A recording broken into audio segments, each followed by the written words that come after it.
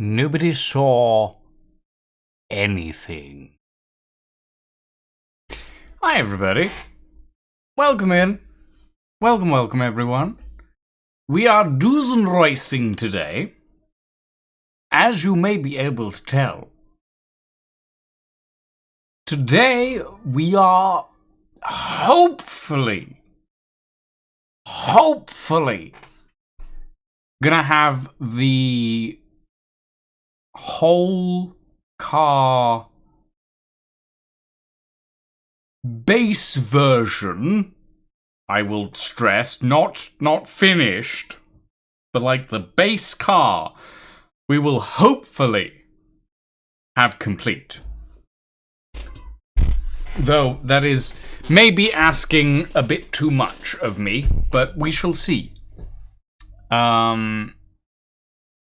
Sorry, I'm also browsing tents on eBay. That's not important, though.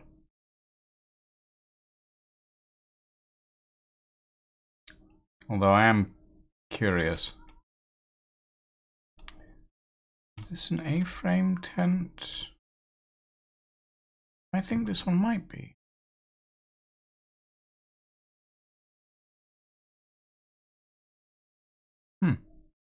Interesting. Sorry, let's turn this down a bit. I do enjoy the Pacific Drive OST, but it can be quite loud at times. Anyway, yes. Welcome, everybody. Welcome. Today we are blending. As we have been on every other Wednesday and every Thursday for the past few weeks, we blend. Madeline, thank you for the check-in, and thank you for the tea check, and thank you for the unshrimp. I will unshrimp, actually. Oh, goddamn. Okay.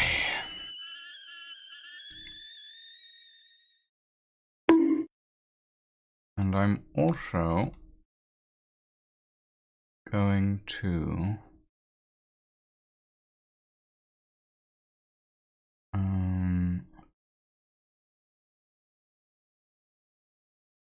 turn that on.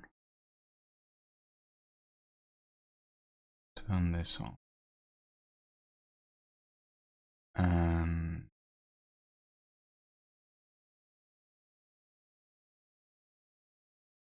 Yeah, there we go. That should do. Sorry, I needed to. I've been experimenting with my Twitch setup today. Well, past few days to see if I can streamline it a bit.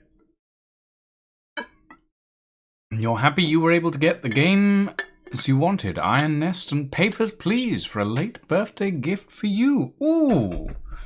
Well, I'm glad for you, Dragon Reaper. I have heard very good things about Iron Nest.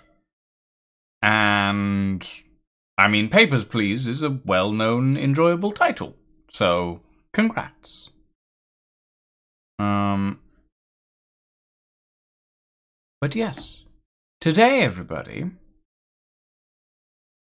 at some point I will open a window because it is starting to get very warm in my office. And I've had the curtains closed all day, and that stifled the heat somewhat and kept it out, but it is slowly seeping into my room. And I'm not a fan of that. So at some point, Papers, Please is 10 years old? Oh, God, yeah, it came out in 2016, isn't it? Well, congrats on making me feel old, Dragon Reaper. And I'm not even that old.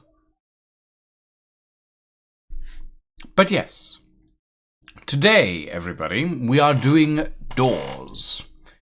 And what do I mean by doing doors? Well, I mean we are working on the doors on the Dusenreis, or the Rosenberg. I'm still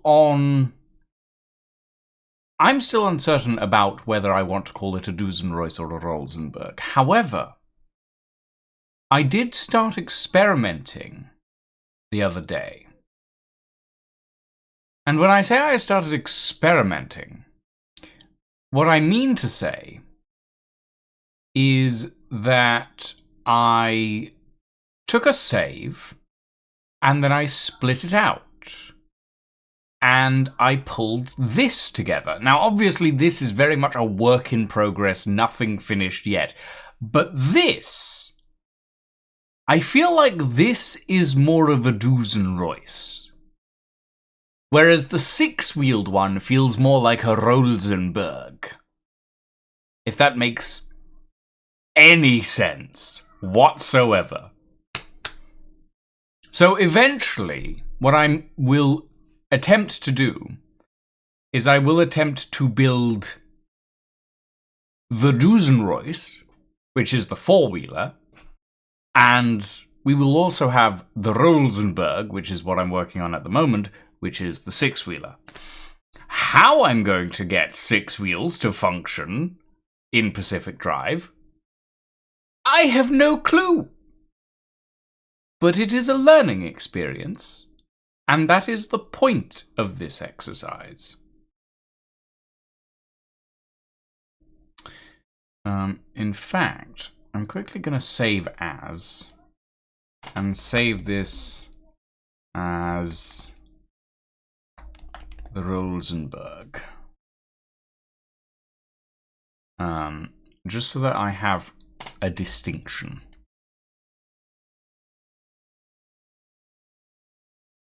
I feel like it needs an umlaut. Like over the E or something. I don't know. But yes. So, today we are working on the doors. You can see we have the basic of the basic version of the doors already here. Now, not complete. I will stress that. Very much not complete. There's a few things we still need to do to the back door to make it functional, I will say. I'm not necessarily happy with this gap here, but I don't really know how to fix that because the internal edge is fine. So that'll be something to think about later. What I do want to do is I want to add a separator on this window where this line is. I also want to add the door handle here, and I want to add some trim, I think, that sort of follows this line.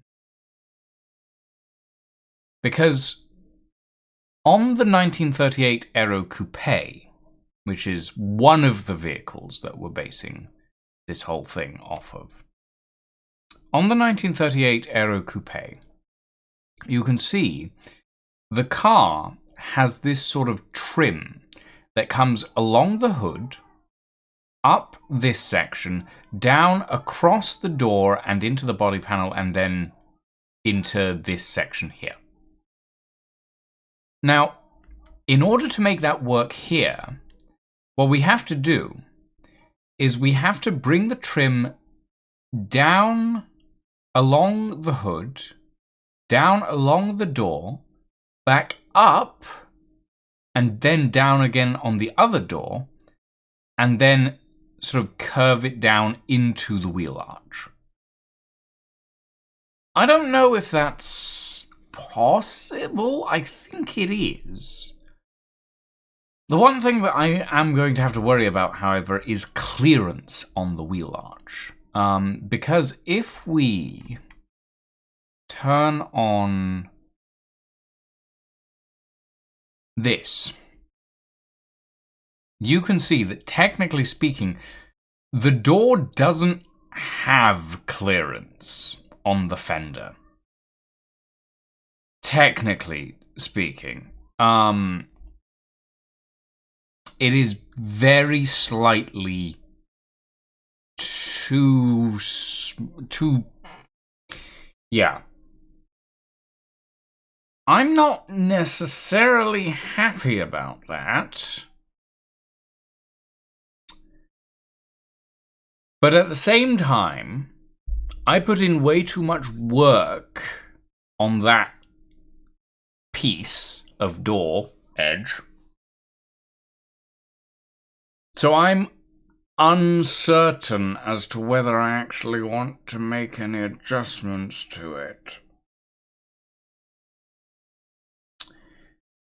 With that being said, I think that making adjustments to it is not going to be that hard.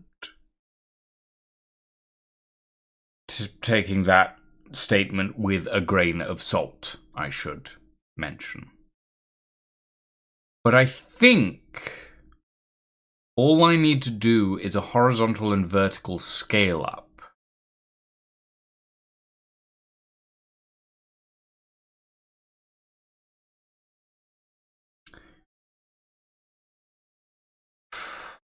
So that's what we're going to try.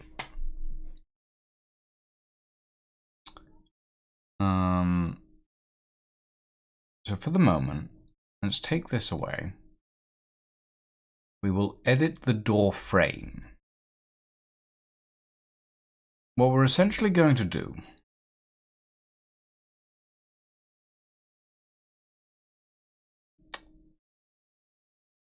this we need to stay the same size. But we need to move it forward. And we also need to have this be the same size, but we need to move it upwards. But we need to move it upwards along these lines.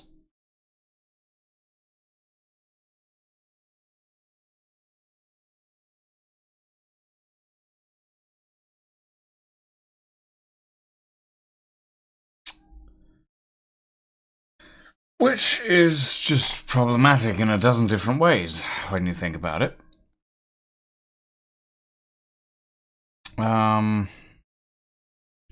Which is why I said that I didn't really want to do this. The annoying thing is, it's not... Like, the inner edge is fine. It's the outer edge that's a problem.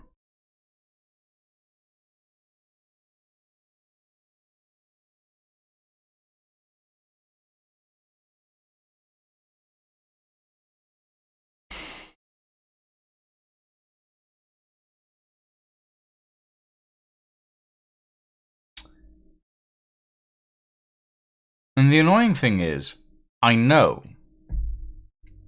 not necessarily for a fact, but I know that I am the only one who cares if that clearance works.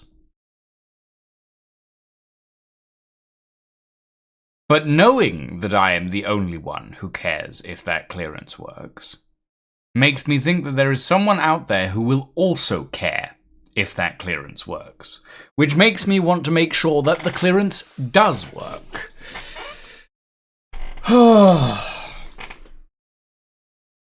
I am a martyr for my own inconsistencies.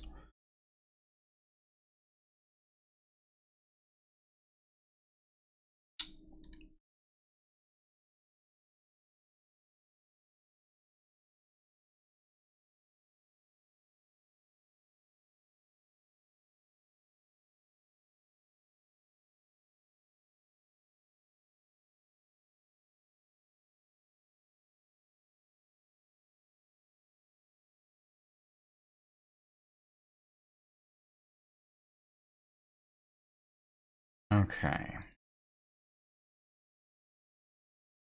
If we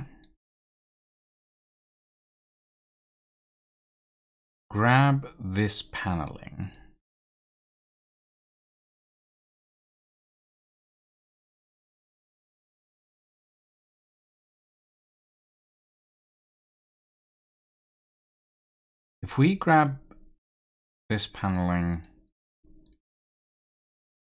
like this,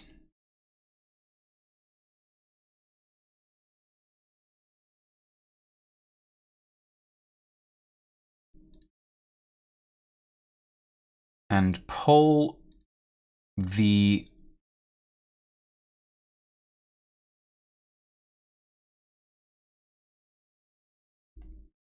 all of this section up.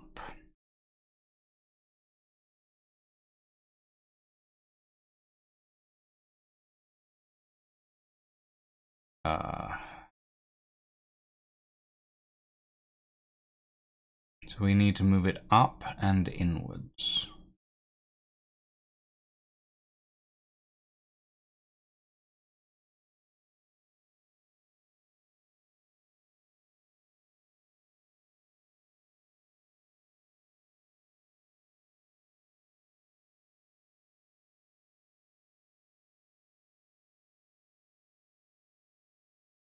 But we also need to expand it out.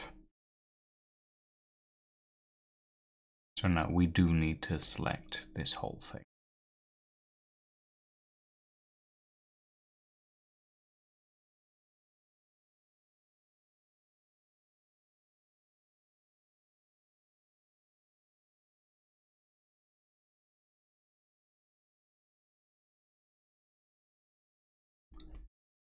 I was really hoping that I wouldn't have to do this.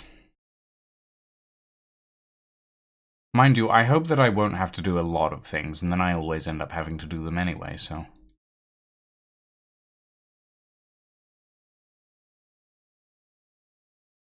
If we scale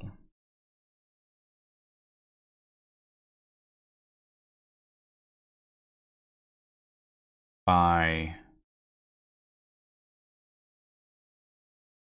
that much, we're not quite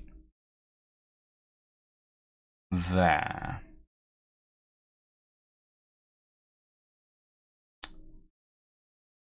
But with that being said, by scaling like that, we also need to move it.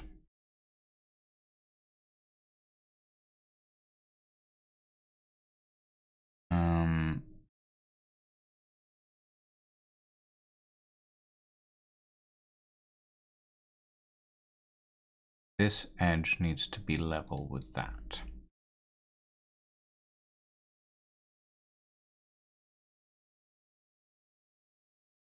And then it needs to move further forward. So how much did that go up is the question.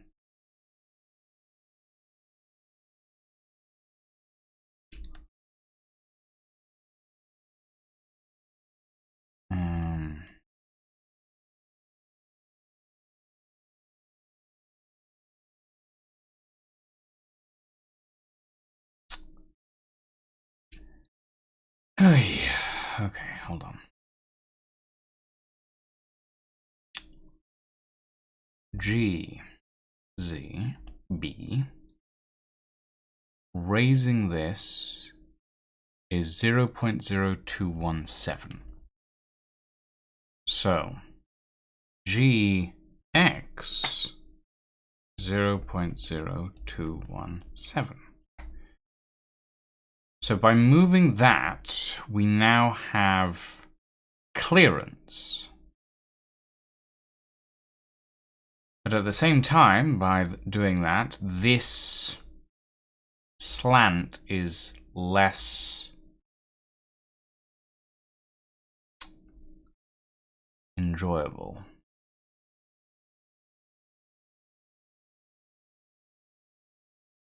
So what that tells me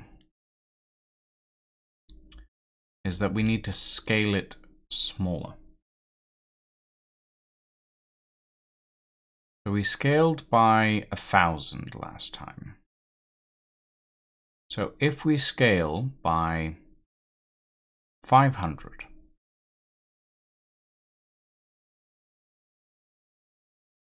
then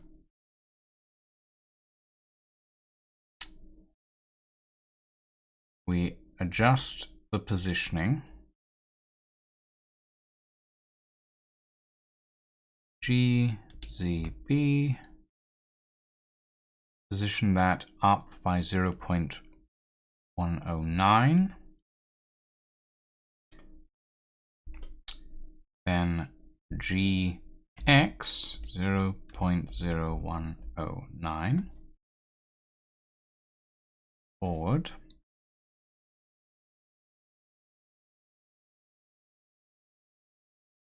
And that looks better.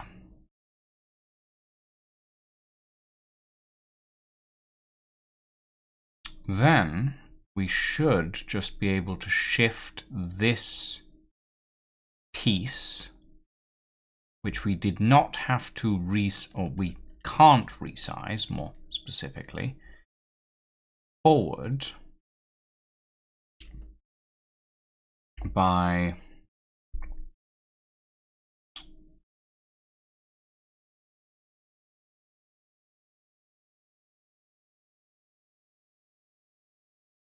109. We'll have to double that, I think.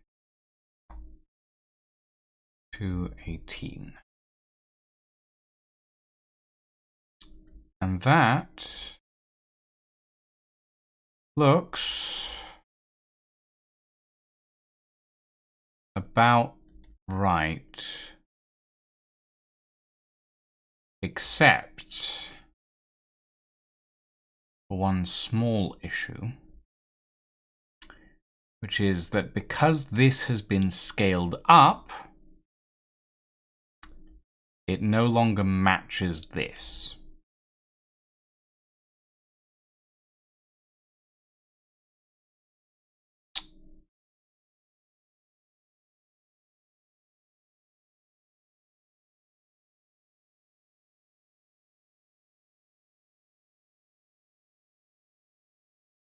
Hey.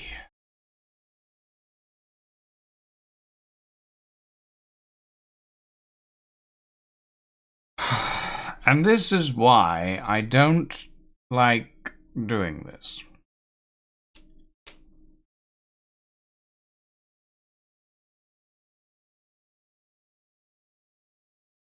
Maybe I can just scale the middle parts and then move the rest.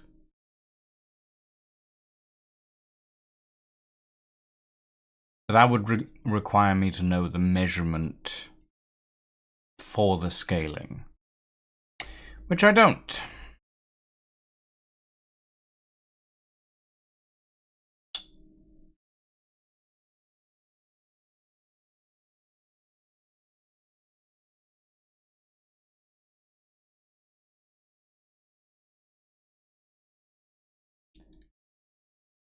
But realistically,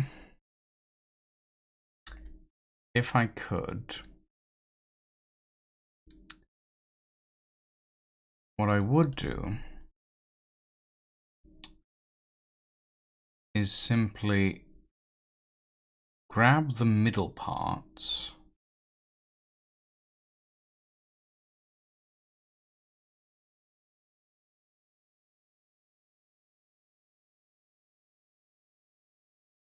scale those out and up.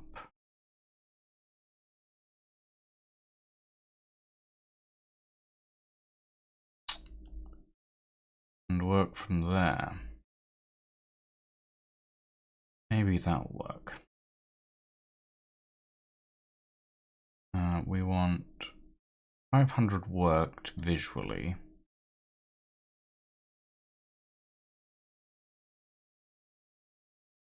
So if we scale like that,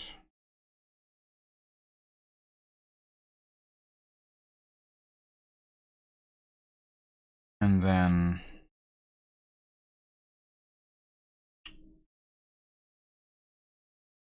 C 0.01 GX 0.01 like this, that puts it somewhat in the correct location. Then we have to move these and these.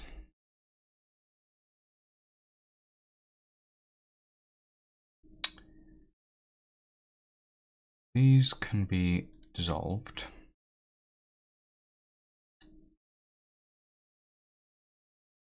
Why is this not connected?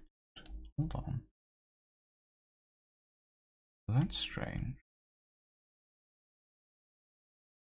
Or is that just... No, that's just because the whole thing is slightly off. That's fine. Okay.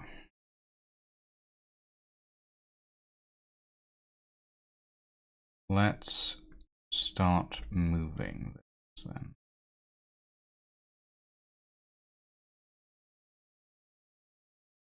We're not going to worry about the cross pieces. They'll follow anyway. Technically speaking, I shouldn't be going by line or edge. I should be going by vertice. So these top vertices we will leave. We want to move the bottom vertices.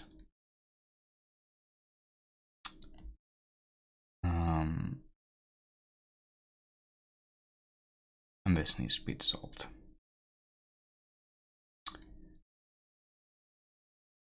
Do that so that nothing horrible happens when I move this.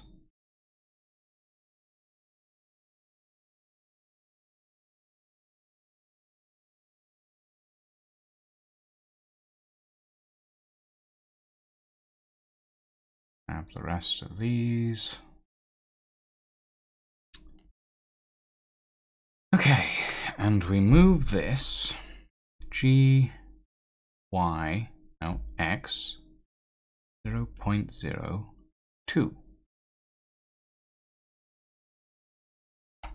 Does that look good? That looks like a little too much, actually. GX 0.0175. How's that?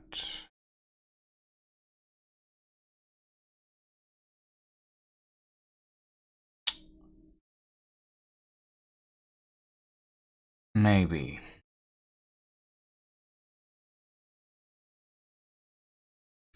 Maybe.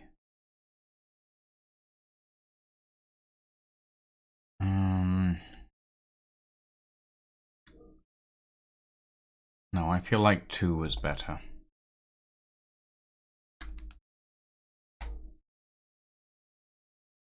That feels a little more aligned. And then all of these.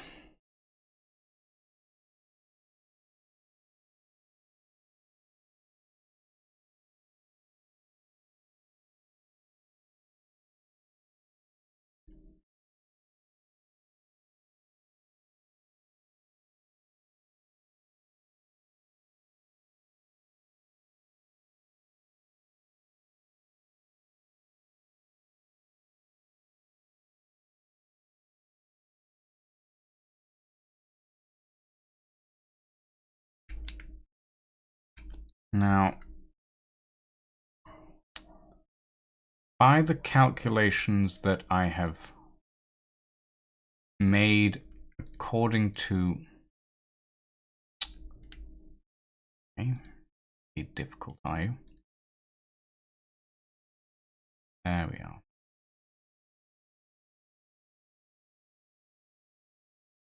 Come on. There you are. Okay. We should just need to move this up by 0.02. No. Like that. And that...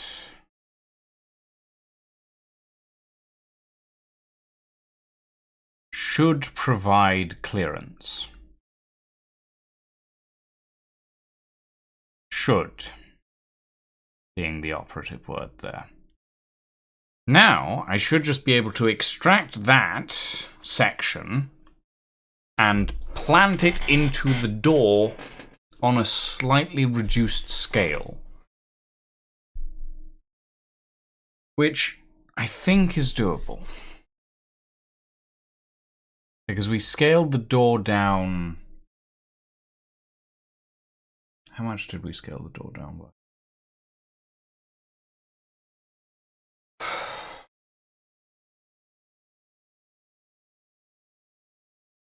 I think it was...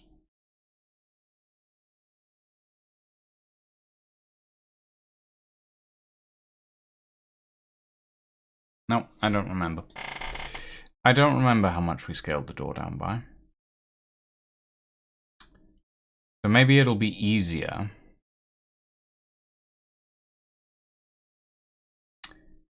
with the door to just do what I've done here, but to the door itself. Yeah. These are all little things that you don't necessarily think about in the moment, and then you come back to later and you're like, well, shit.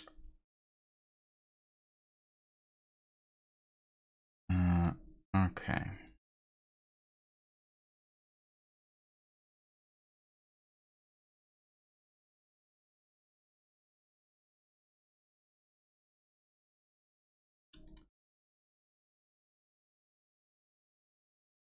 And in case you can't tell, I've already done an extensive amount of work on the door.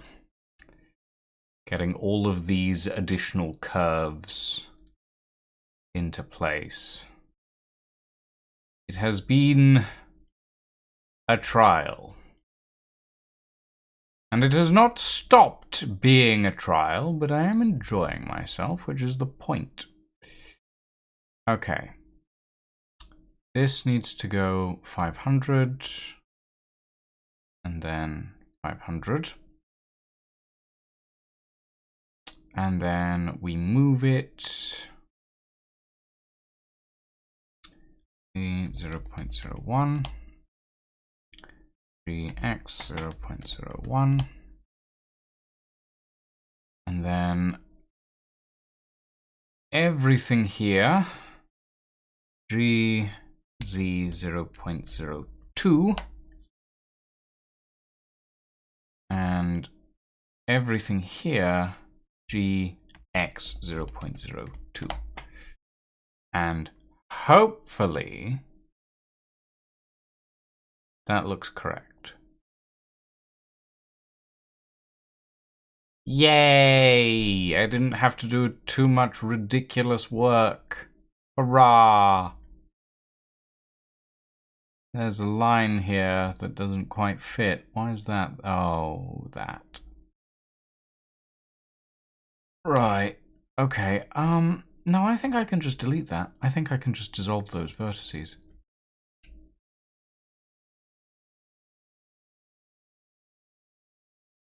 That shouldn't be a major issue, because it's just the old alignment positioning for that section of the door. Dissolve.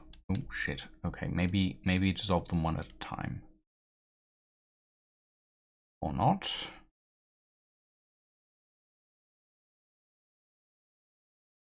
Right. Okay.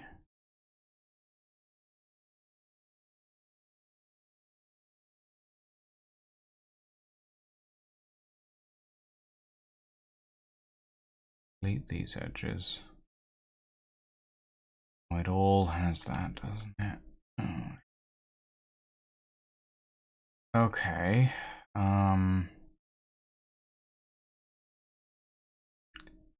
This section.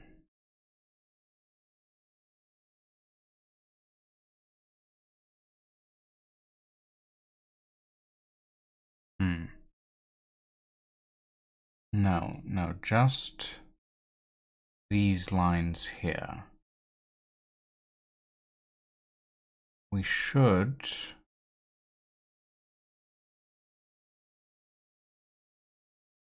be able to move that forward a slice.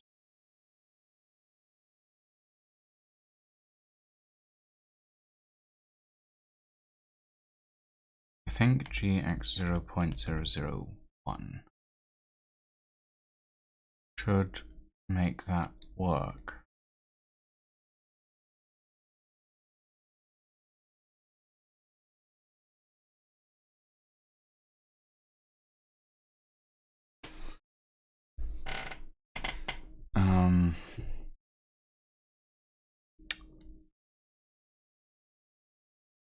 Hold on, let's double check that.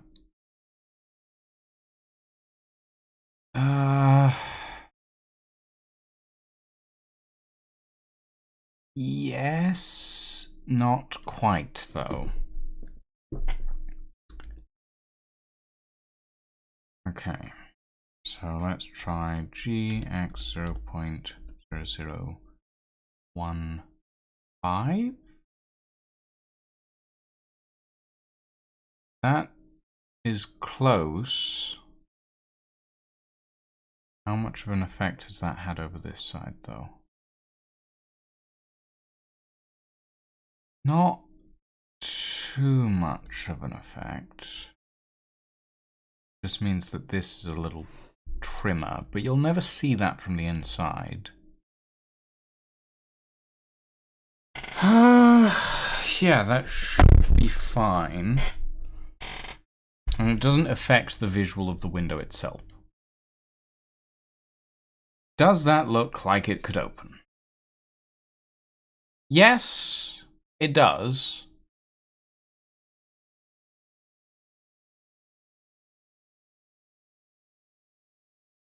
But now it's not hugging the fender as nicely as it would have done.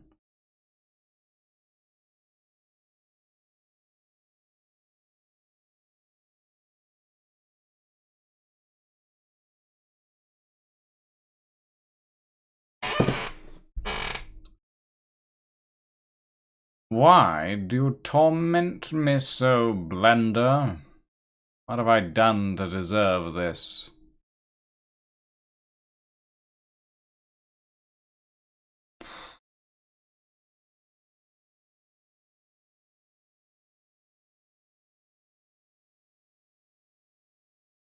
Do I care?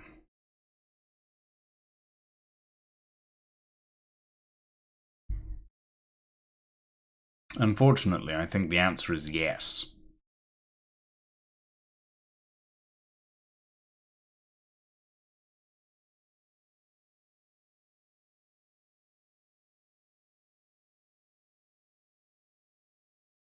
It would have been easier to move. Would it have been? I don't know. I don't know if it would have been easier to just move the whole thing, but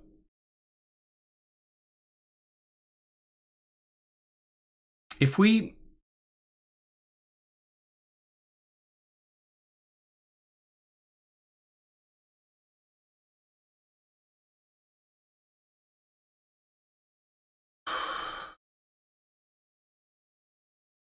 If we...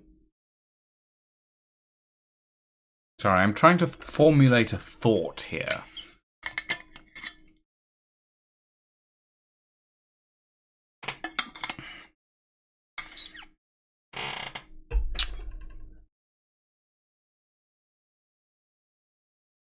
If we...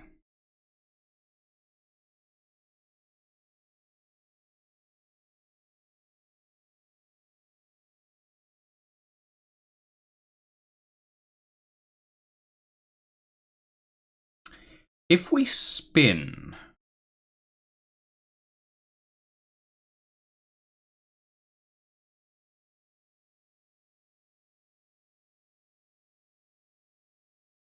I know that's a really weird thing to say.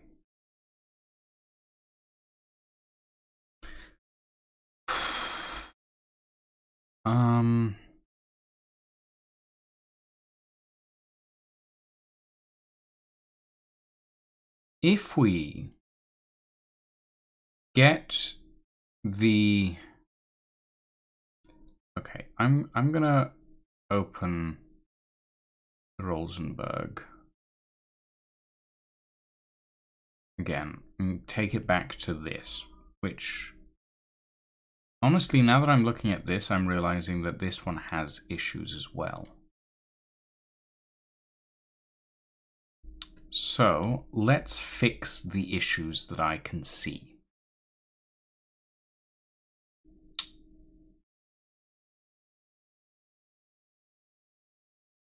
And the issues lie here. So let's pull all of these pieces out.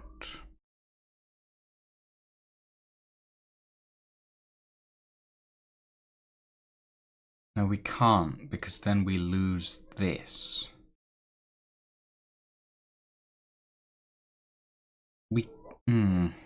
We could. We just have to... Yeah, okay. Yes, I think that's doable. And we are going to spin. Those of you who are unfamiliar with Blender, spinning allows you to rotate an array of vertices along a specific axis. In this instance, the axis we'll be using is the y-axis, and the array of vertices we'll be spinning are the ones that make up the base lines of this piece.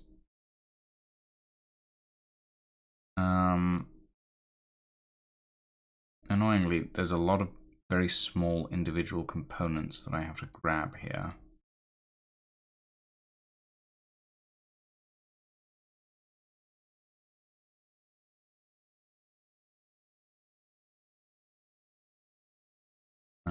And yes, I think I will grab this internal section as well, even though that'll pull a bunch of stuff away. It is important to have.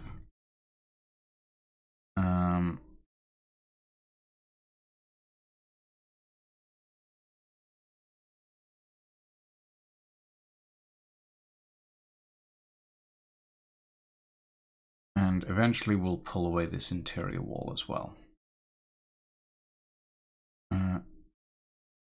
We will delete these faces. And then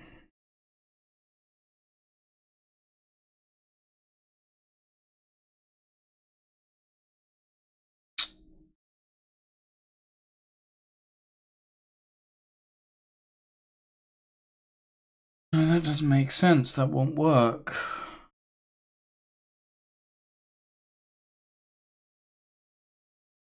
Unless I have... No, it won't work. What am I thinking? Although, it could work from this middle set.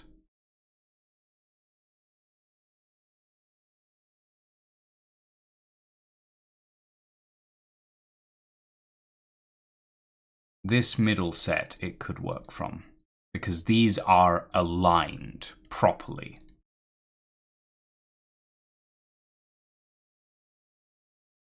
So let's use that then. What am I doing? Those can go. These ones down here need to stay.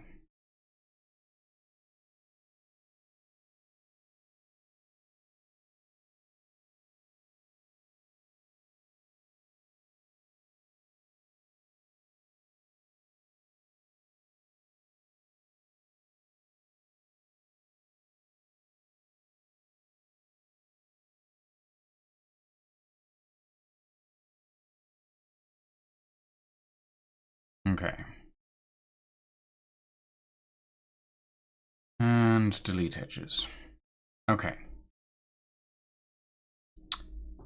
Now that that's done, we need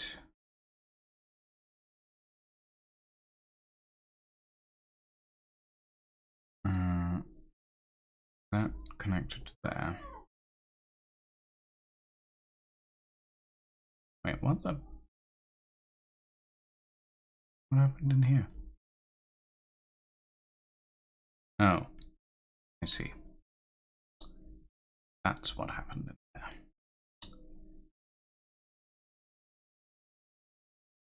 No, we also need to remove this one. Okay. Oh, and then there's all these as well. Can't take these.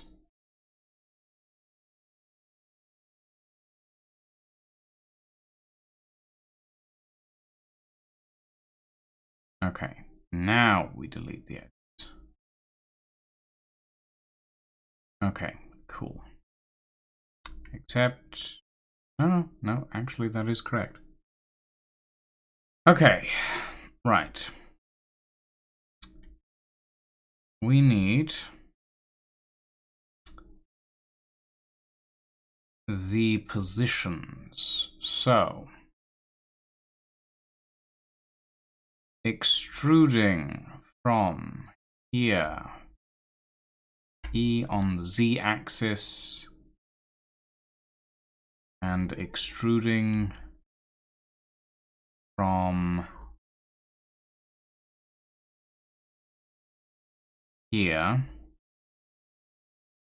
E on the X-axis. These two should align. B, Z, B, E, X, B, and then if we select these two and merge by distance, we have a vertex. Okay. Shift S for cursor to active position. We select all these vertices.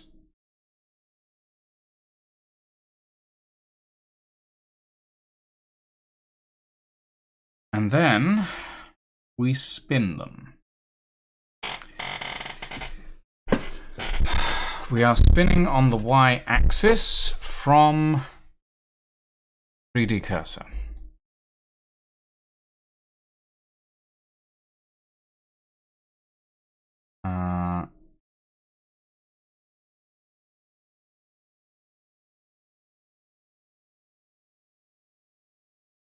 Incrementally, I would like to add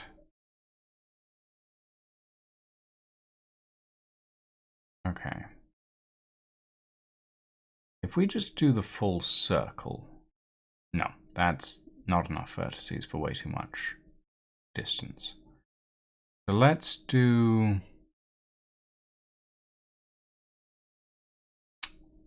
what is that? We have a measurement. 1, 2, 3, 4, 5, 6, 7. I don't see a measurement. I'm going to assume that's about 90 degrees. Looks about 90. And then we can select these vertices again.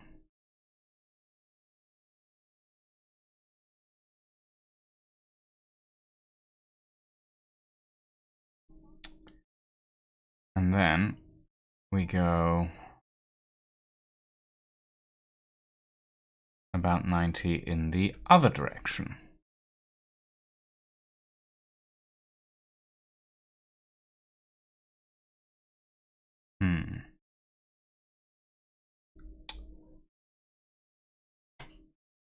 Okay. Annoyingly, I've fucked that up a little bit.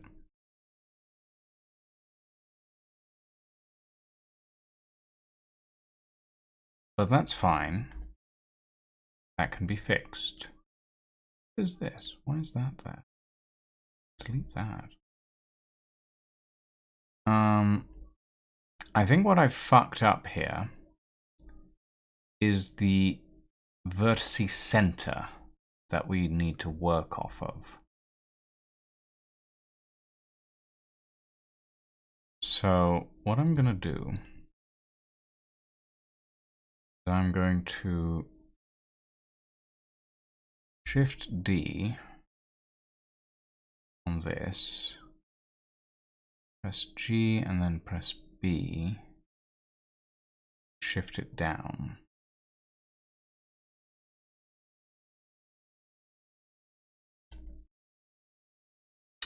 And then Shift D again.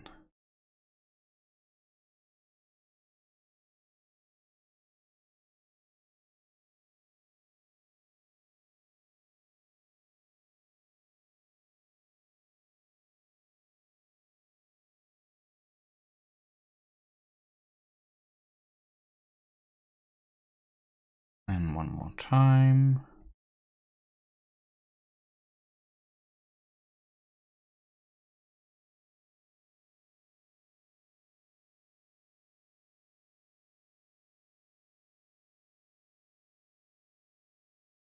And now we have to go into here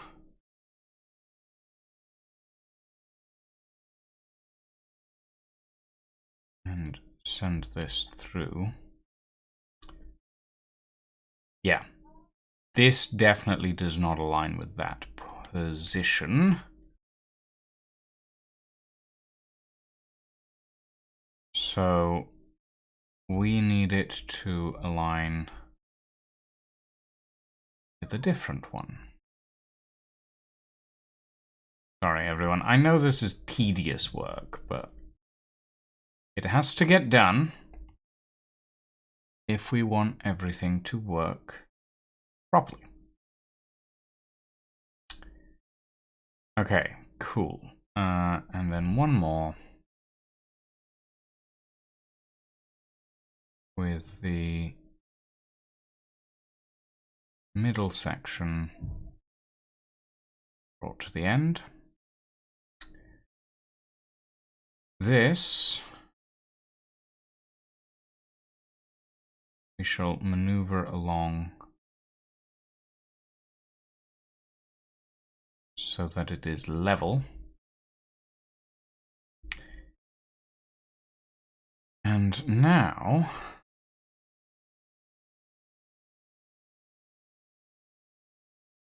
we should have the right center. Let's give this a go, shall we?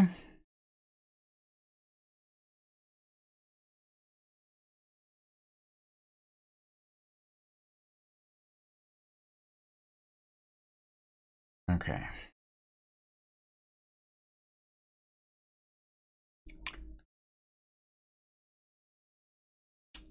I need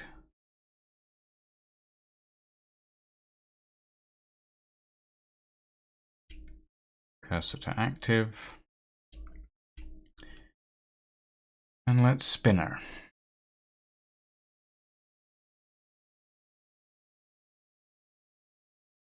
That looks more aligned. Well, I say it looks more aligned. It doesn't 100% look more aligned, but it does feel like it's more aligned. Hey, Dead Meat. Welcome in. How am I? I'm trying to fix my own mistake. Which is easier said than done, to be fair.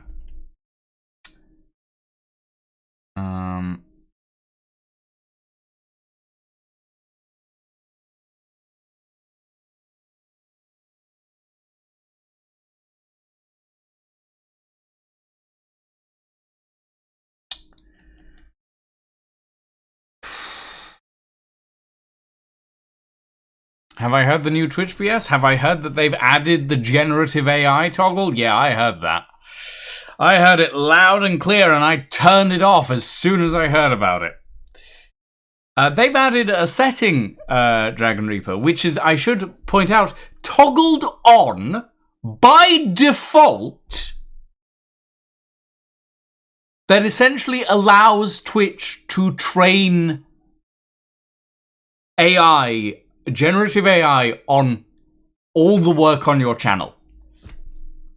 That's what they did. So I went and turned that off the moment I saw that that had been added.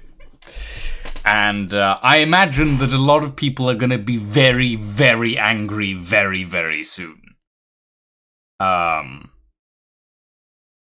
Yeah. Now, I as soon as I saw that, I was like, hey, every content creator I am familiar with, here is information. Do with it what you will. Preferably turn the fucking thing off. So yeah. Okay. So this is aligned up here. That's fine. Why doesn't it align down there? Something's off about that.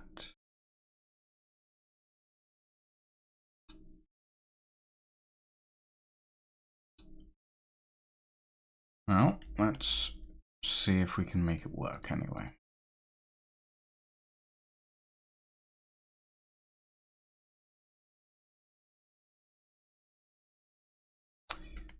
Okay.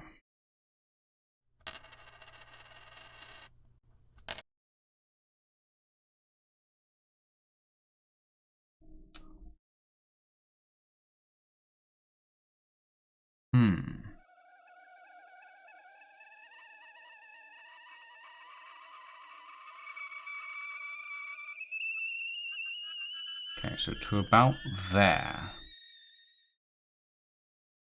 That's interesting. That's very interesting. Thank you for the mint, Deadmeat. I appreciate it. But yes, if you are looking for the setting, it is under security and privacy. It's sort of almost near the bottom, and it is toggled on by default. So go turn it off and tell Twitch that they're being assholes. Nobody wants it. The people who do want it don't really understand what it actually does.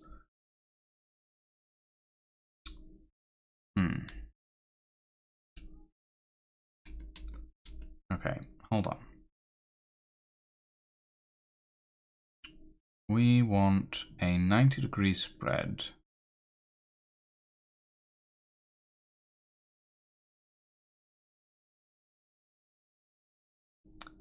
But we want...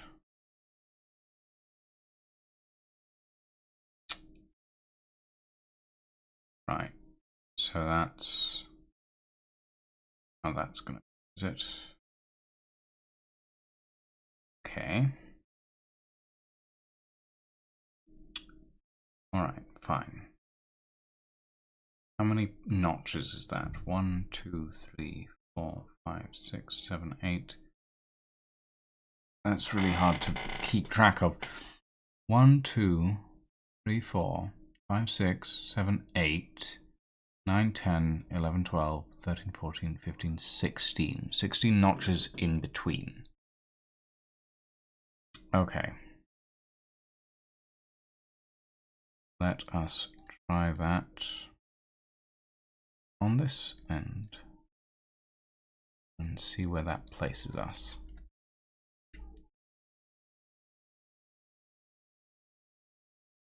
Let's see. 1, 2, 3, 4, 5, 6, 7, 8, 9, 10, 11, 12, 13, 14, 15, 16. Go to there. How's that? That's decent, actually. That's not too bad. Alright. So if we chop that off there and chop this off here, that should give us our quote-unquote wheel. I'm going to very quickly disconnect this, but we can just do that.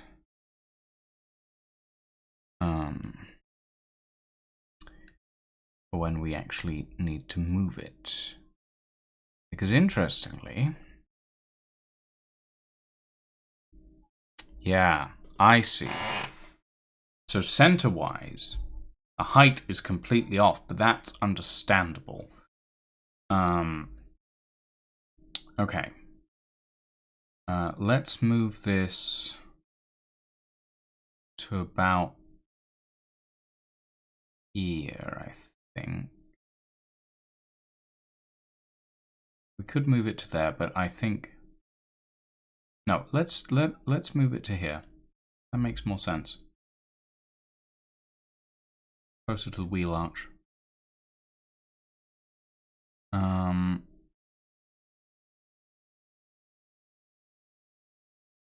And we will move it down a little bit.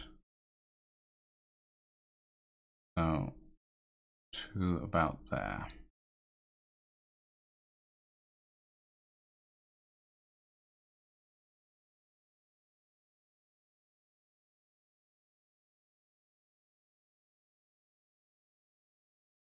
So that that is somewhat aligned. Hold on.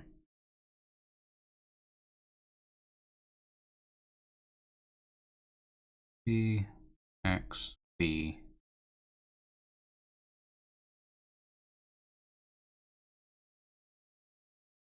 That isn't aligned. What's going on here?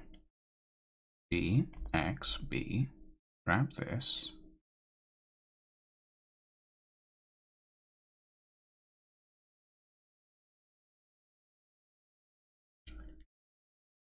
Okay, you're being weird.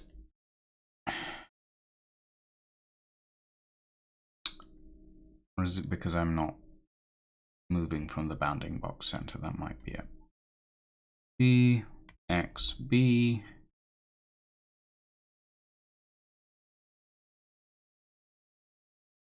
Oh wait, no, that's slanted, isn't it? So, yeah, that's fine. That's fine. I'm just being an idiot.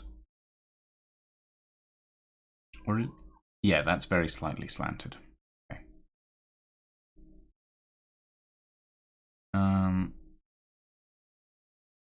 Which means we will need to move it very slightly backwards. I think to about there. Yeah, okay. Is that low enough, or is that too low? I feel like that's too low. Let's raise it a little bit, just so that this has a clean swoop. And then we will chop this part off.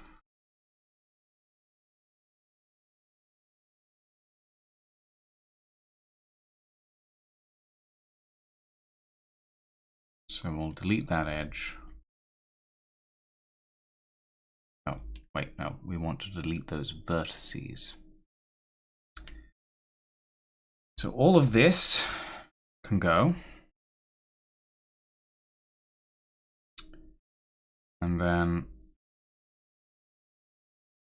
in here,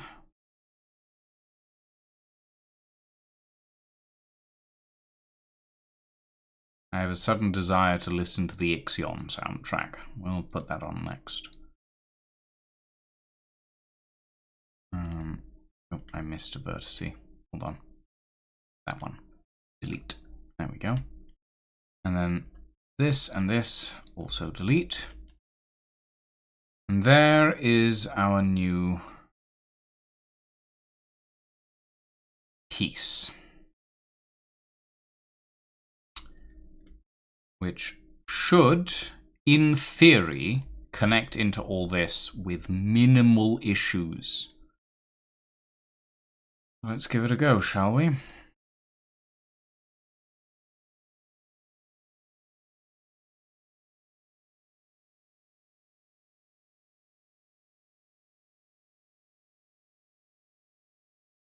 I feel like I fucked that up already.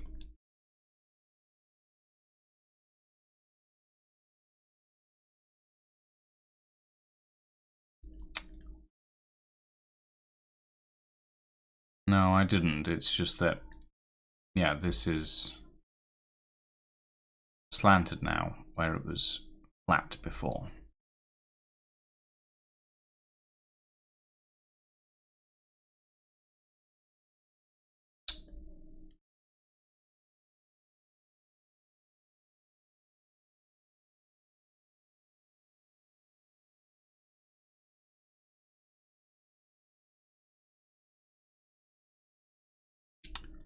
Oh, right.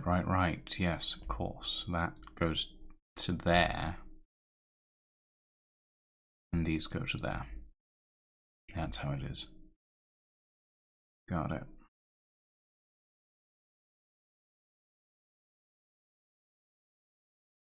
That gets filled in.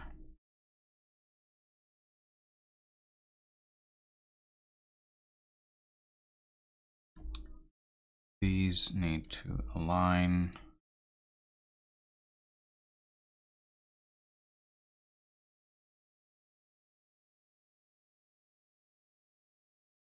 I feel like I've rebuilt these door frames 6 or 7 times at this point.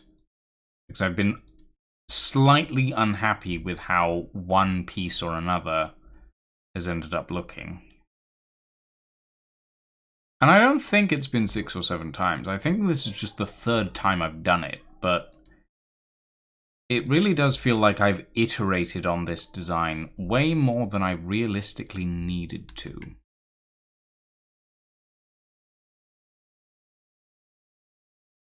Maybe that's on me. Probably on me. I chose this torment. I made this bed. And now I must lie in it. For my sake and the sake of everyone who wants to drive a Rosenberg in Pacific Drive.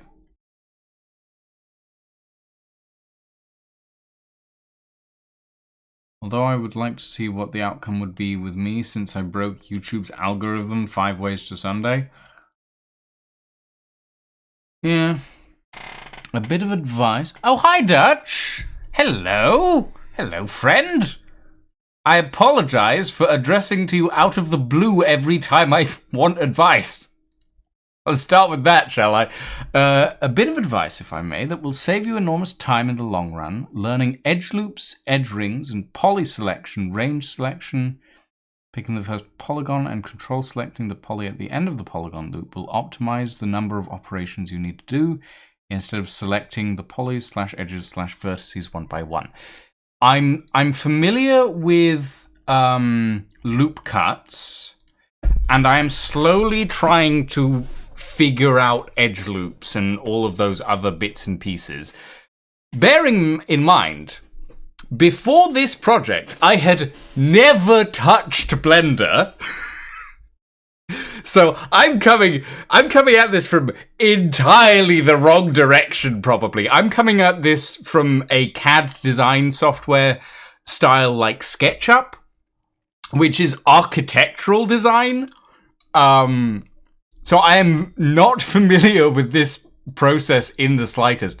I think I'm doing relatively well, all things considered. But yeah, no, I entirely understand that there are probably a lot of time-saving measures I could be taking that I just either don't know about or don't know how to work with in a way that is effective in my current system. But eventually, I will learn. It may take years. It may take my community harassing me about using things over and over. But eventually I will learn. One day. No. Today is Doors Day. And by Doors Day, I mean doing the basics for the doors. This is what the back door looks like at the moment. I just realized that I'm still on the notes and resources display capture.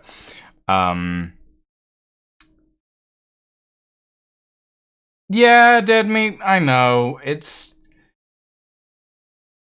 Nobody likes AI.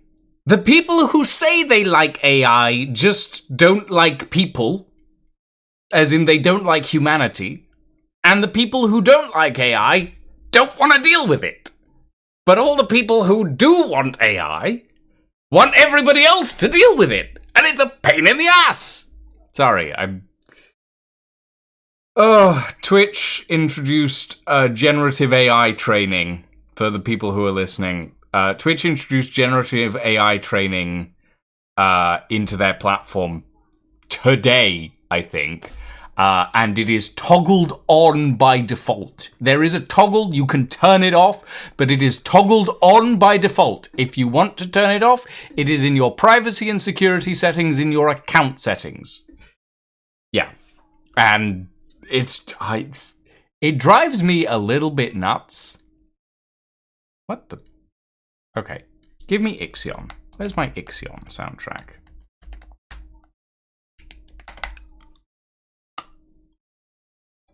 We'd apparently hidden and worked on since last month's start, and they just made it public. Ugh. Dislike. Heavy dislike. It doesn't... Like, I'd like to say it doesn't take much for me to be, like, upset about things, but actually it takes a lot to upset me. This upset me in less than 5 minutes, and that's saying something. It really is.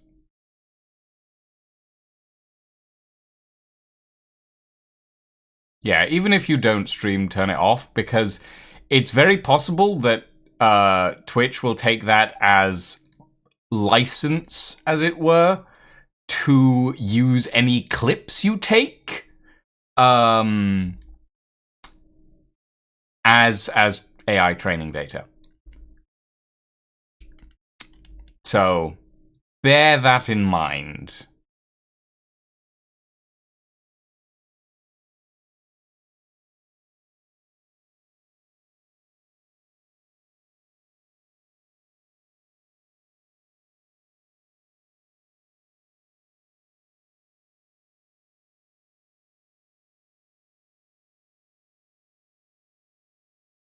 Okay, let's just pull that in a little bit. And we will line this one up with that.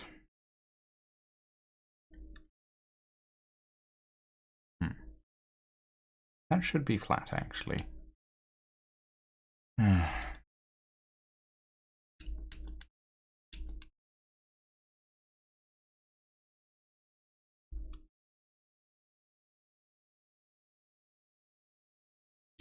That should be flat, but now it doesn't look flat.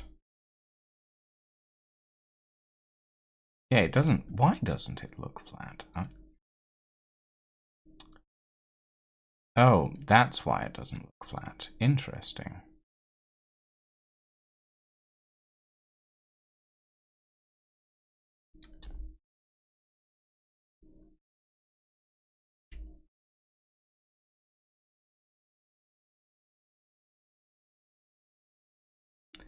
There we go. Now that's flat.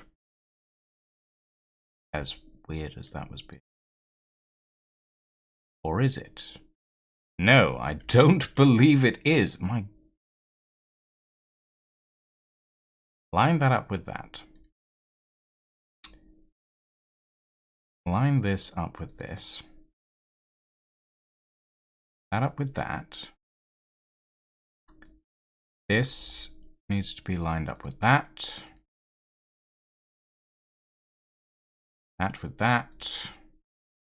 And that should be lined up with that. And it still feels weirdly not flat, but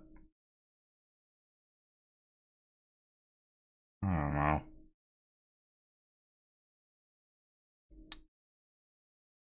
Okay, there we go. Now it feels kind of flat.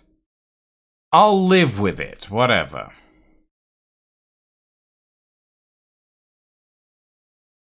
Yeah, that's That is horrific in so many ways. You know, like, in a world where even an ounce of privacy is almost impossible,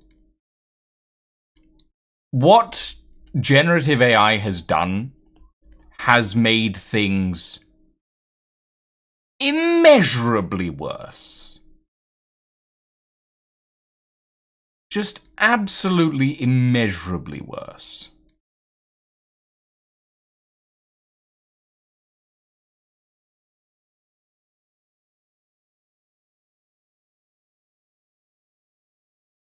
Like, you have to scrounge for even an ounce of privacy in our current world. And the idea that every single interaction you ever do is being monitored by everything? That's just so exhausting. You know? It makes me very tired. And I'm already very tired. I don't want to be more tired. I desire a break. I want a holiday from all this insanity. But I'm not allowed.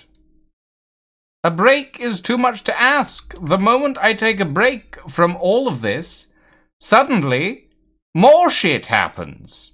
And I have to deal with more shit. And I don't want that.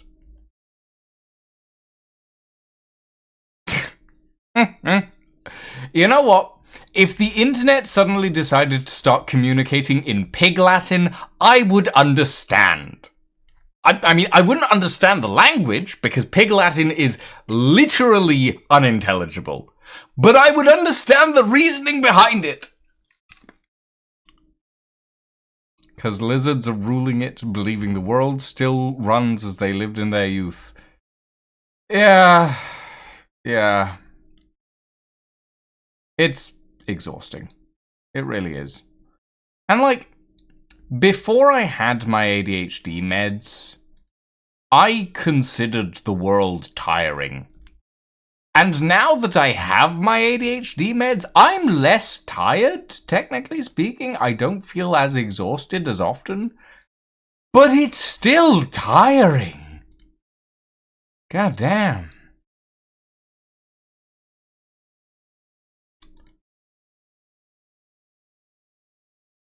Okay.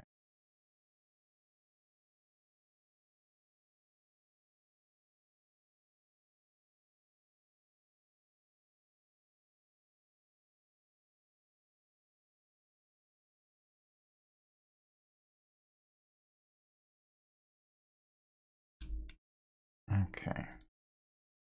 That to there. Oh, in fact, this is weirdly divided. Yes.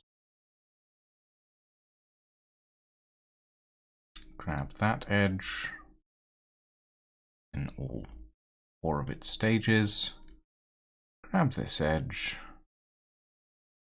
And that edge. And this edge. Ooh, almost missed a spot. And press F. Hey, nice. We have edge. Is this missing anything? No, this is fine. And now, if I enable the rear fender,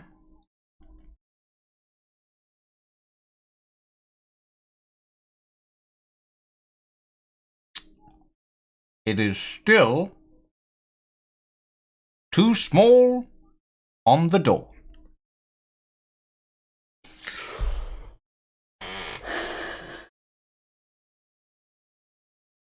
I should have checked, but I was distracted. Okay, no, it's fine. It's fine. It's fixable. It is fixable. I know it's fixable.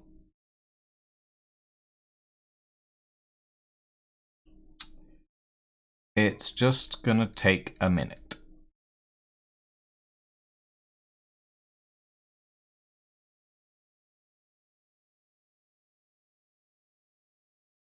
We just need to enlarge, which is what we were doing earlier, but we did do it correctly earlier. It's just that I didn't like the shape that we ended up with.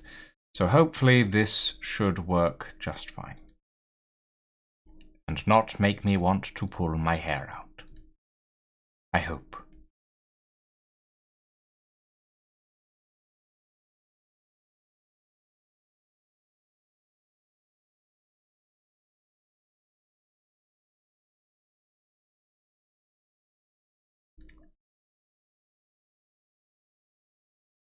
Okay. Give me... I am on lasso. Okay, cool.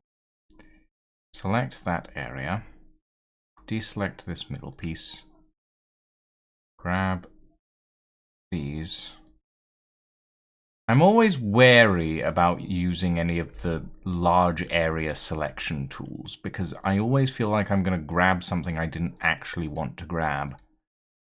And then we'll just end up with problems.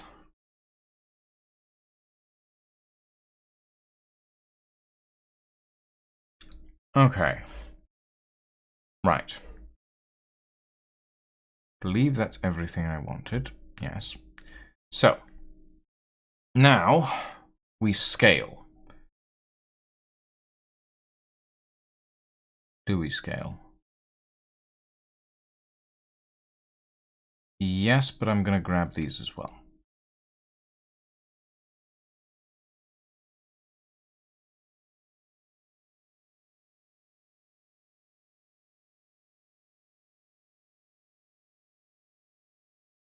Anything that's flat should be fine. Okay, so S on the x-axis 1.5. A little too much. 1.3. 1.1. Actually, 1.05. That's where we were at. And then S on the z-axis 1.05. Okay. And then G on the z-axis 0.01. No, 0.005. And then the on the x-axis 0.005.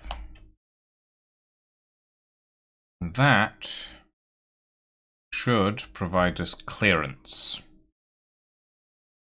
Should being the operative word. Okay. Now that that's done, I can grab these. Don't need those vertices, but I need... Oh, I don't need that stuff either.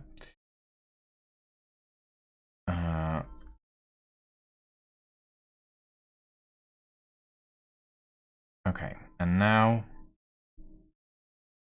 I also need these.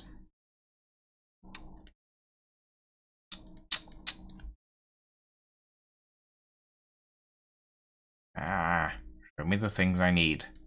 There we are. Okay. And if I move this forward, G X 0.1. Oh, too far. 0.1. 0.2. No.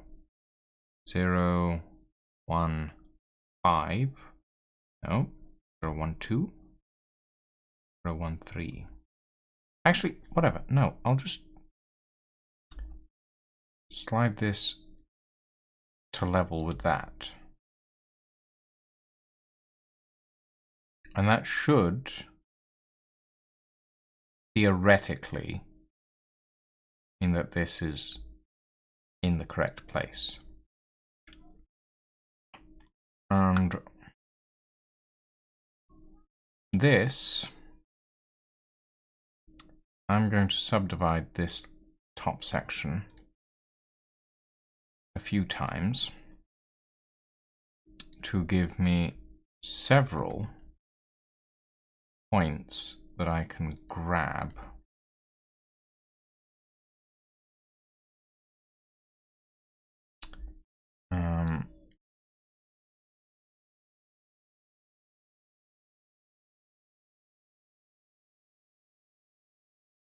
And move by. So let's move up to there. How's that? A little too far. Okay, that's good to know. We will subdivide this one now.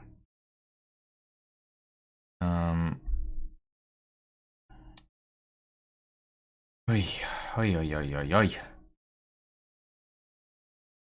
Talk about a complex piece of engineering. Well, modeling, technically, but still.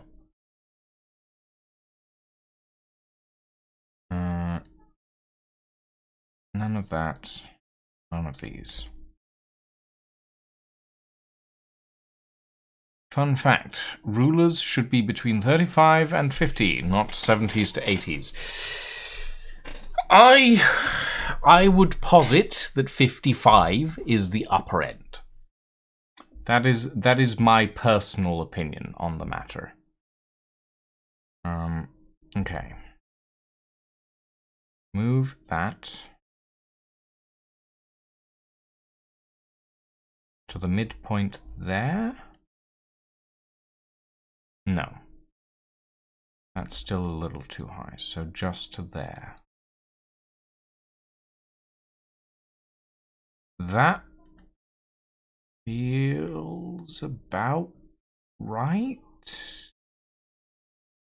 I want to say. It doesn't give the clearance that I want, necessarily, but again, this whole thing is based on my vibes and whether or not I think people will care. And the answer is they probably won't. But I'm a dumbass. Apparently.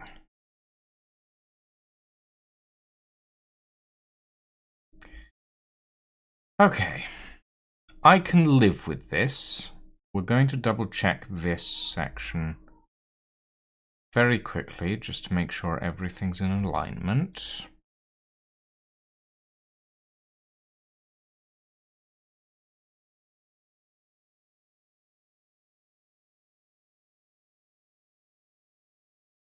I know we scaled that a little, so it might have thrown itself out of whack.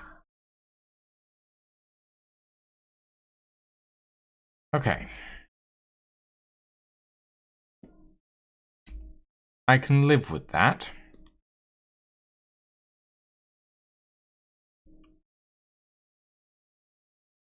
I think I can live with that.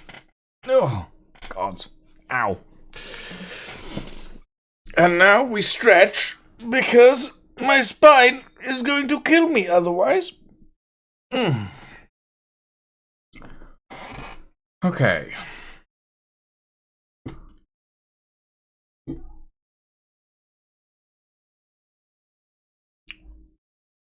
With all of that taken into consideration, now we need to fix the door.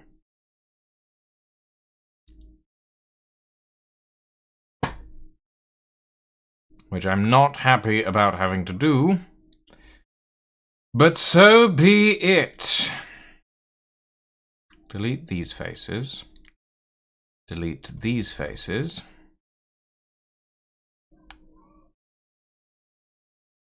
Everything below this line we need a copy of, so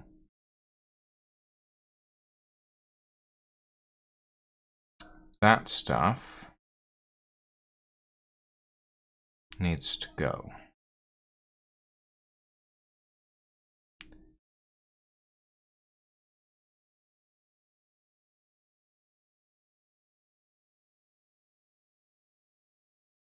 That's weird. Oh, right, of course, because I scaled the door in slightly. So yeah, Well, now I have an alignment point at least. Okay. Alright. Yeah, that's fine. Okay. Let's grab the inner door frame. Okay. So, we need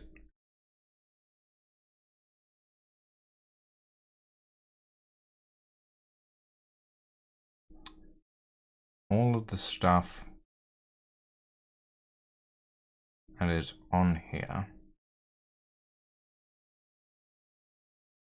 not including this, and not including those.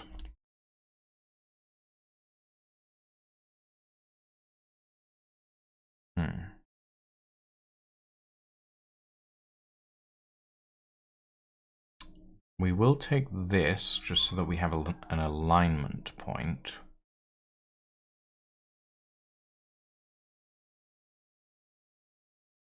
We'll grab this stuff.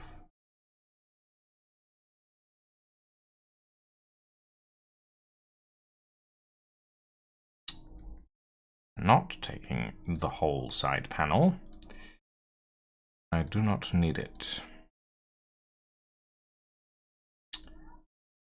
And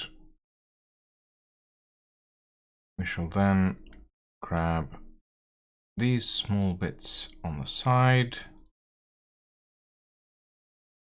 And all we're going to do is we're going to copy them over to the door, scale them appropriately, and merge them in. And hopefully that should be enough.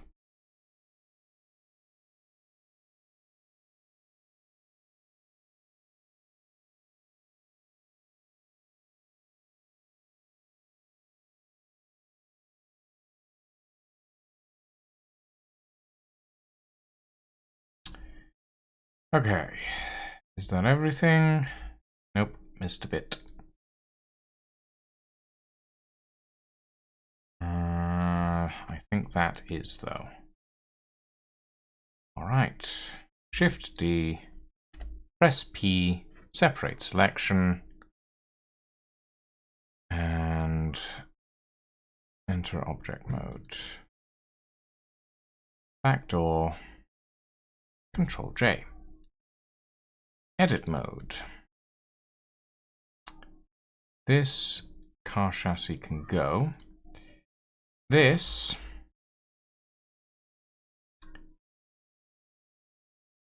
needs to be reduced in size. So if we do S and then B, and we reduce the size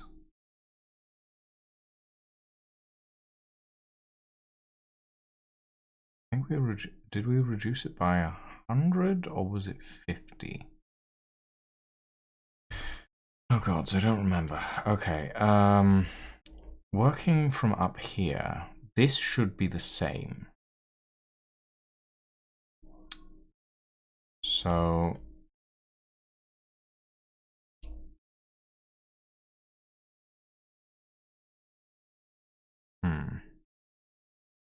it should be the same, but it's not going to be the same.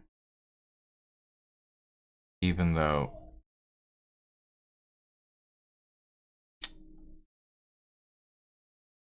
wait. No, of course, that was up there, wasn't it? But it's not on this version. So or was it up? No, it was here.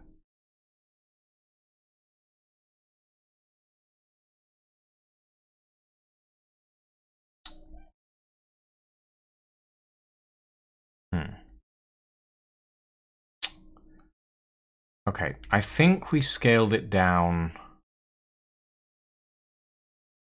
this way by 100 and this way by 100. And that should have us in alignment.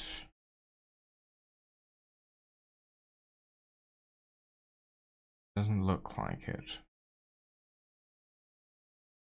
If I move you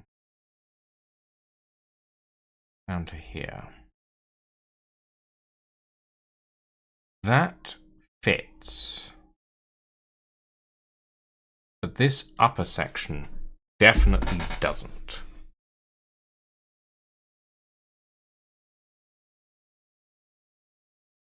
And that makes sense because this would have been moved forward anyway. So if we move you into there,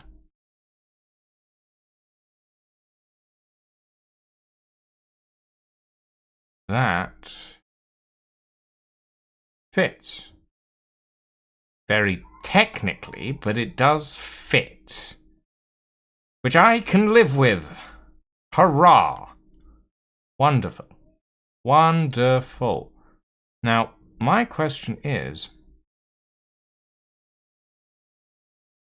why is that not in alignment? Is that in alignment? No, it is in alignment. It's just weirdly positioned. Oh, wait, because... Wait, because? Yes, I think, but at the same time, I'm not certain. Oh. Right. Yes. Because this outer edge isn't a part of the door. That has been beveled. And that doesn't exist on the current... Yeah, okay, I see. I understand. It's taken a little while, but I understand.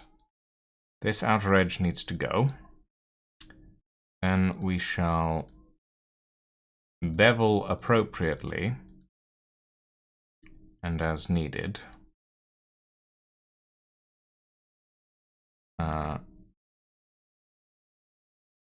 Yeah. So, delete those faces.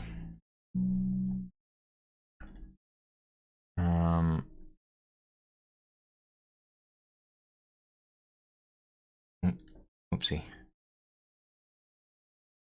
Get rid of that. And these points. Move this to alignment.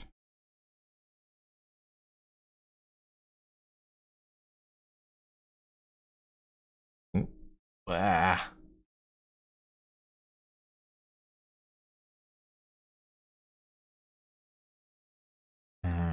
And then move that to alignment. Huh. Interesting.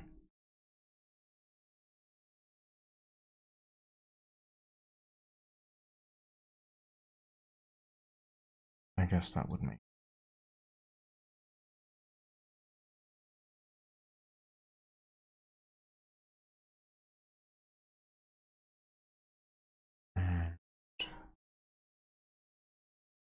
That there.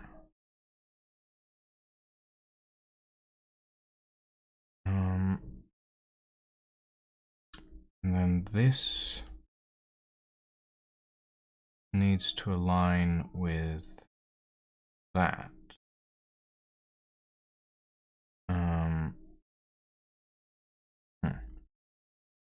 Okay.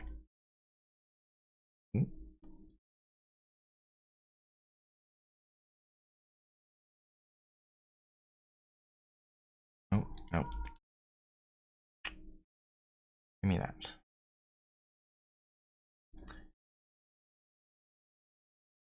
That to there. Ah! I'm so very focused on this door that I got jump scared by my phone vibrating. Oh, God. I'm having a day, chat. I'm having a day. Is that aligned? Yes? I think. Only one way to tell, really.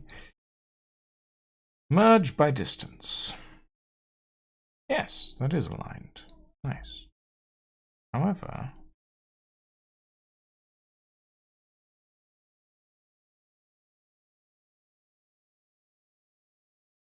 No, however, that is just aligned. Cool. This we will need to bring in. Or alternatively, we bring it out. And then we bevel it in. Because we do need to bevel it. Make it match the other section.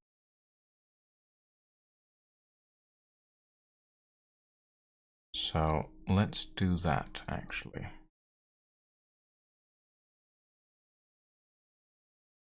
And I think we beveled it on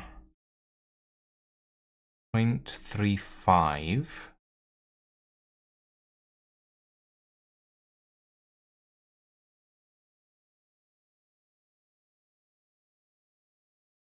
So that shouldn't be too hard. So that is beveled out to align with that. And if I do this, yeah, no, that's fine actually, because what we can then do is we can subdivide this and then move this point like that so that we can get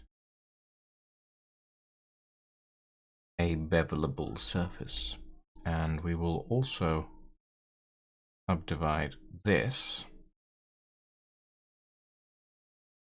and bring this down. Okay. Oh. Oh. That's me fingies. Ouchie. Ouchie, ouchie. Our bevel is set to 3. We need it to be set to 1.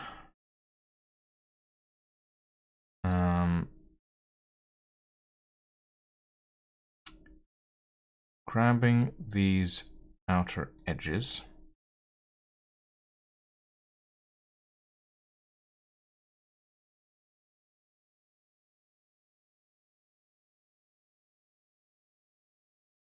I feel like I've just forgotten something important. Will be 0.0035.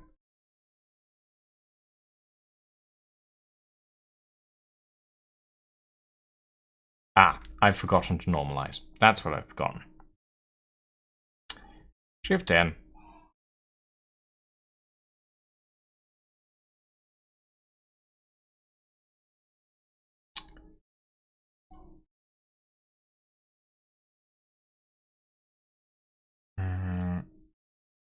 Okay.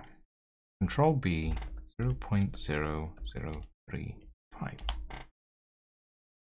And with that, that should be the door internal section done. All we need to do is link up that beveled edge. And we should be good to go.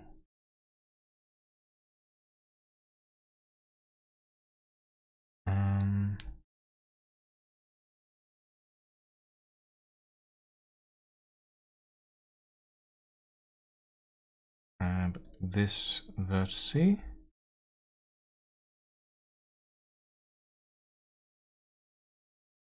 And pin that into there. Fill this in while I'm up here. Then this vertice.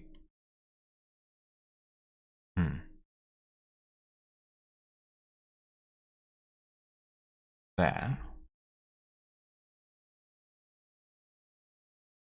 And this one we slide on the x-axis.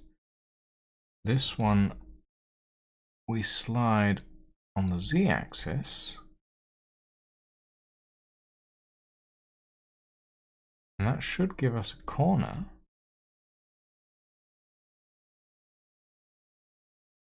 We merge by distance. Show us the chassis. Yeah, that looks...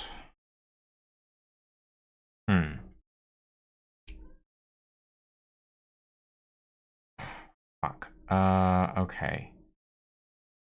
It looks fine, but I think I didn't scale it enough. Should have checked that earlier.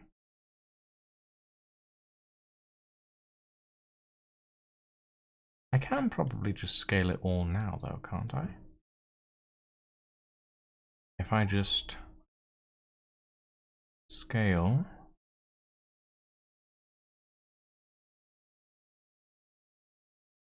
up by 1100.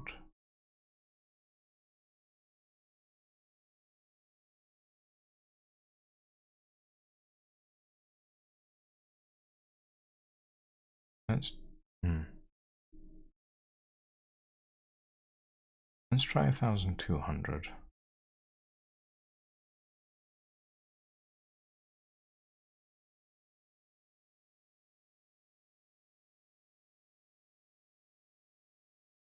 No, that hasn't worked.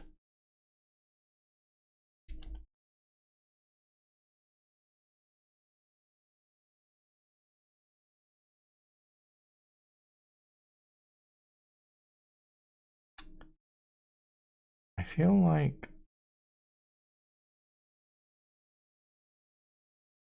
1200 is the right call. But then I also need to move it. So if we go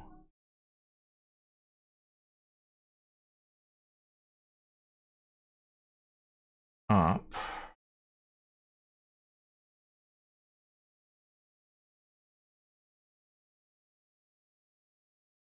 hold on, what?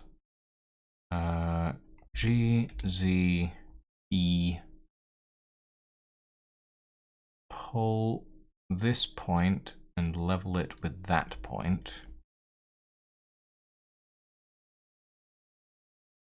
Then how do I level that angle?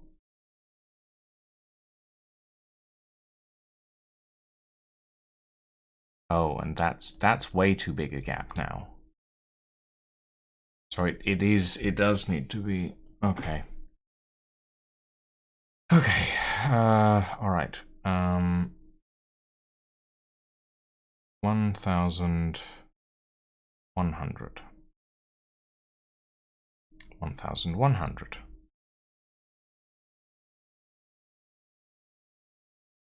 Move GZ up, then GZB.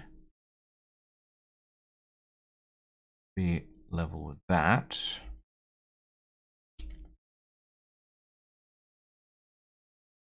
Oh god, that gap is so large though. That doesn't seem right at all.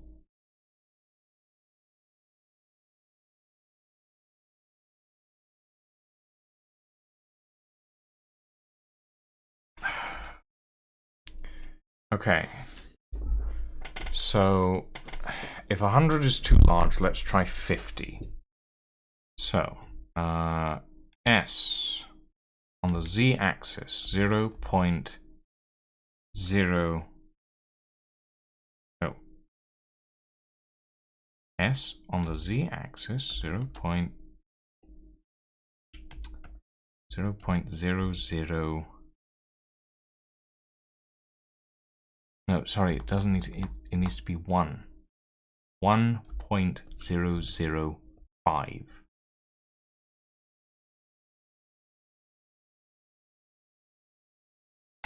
Okay. And then S on the x-axis, 1.005. Then we raise this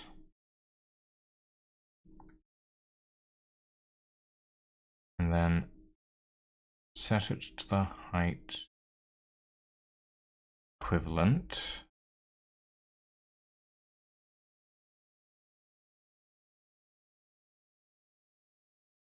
That's not enough.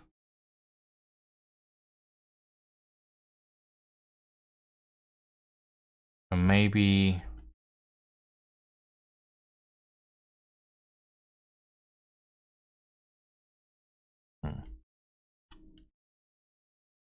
SZ 1.05 goes up that far. 1.01 goes up that far. Maybe 1.01 is what I'm looking for and I'm just confusing myself. SX 1.01.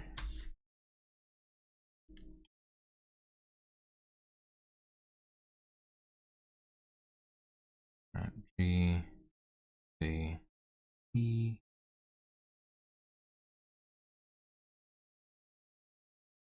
Level that. It is what I'm looking for. I am just confusing myself. Okay, that's fine.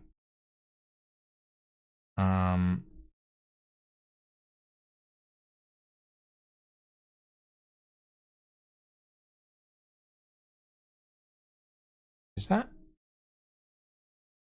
No, that's not. Okay, how can we align this? I know. Shift D.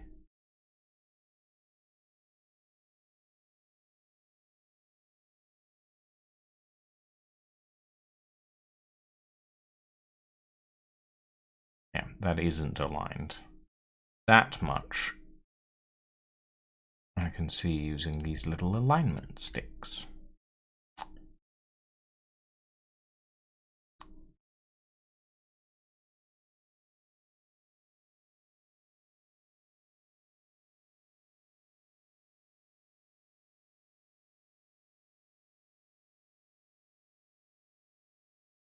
Yeah. And then we just grab all of these. Not my little alignment sticks. That. And then move on the x-axis. Right.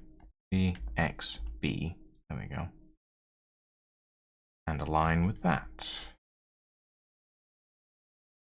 And hopefully that should be it.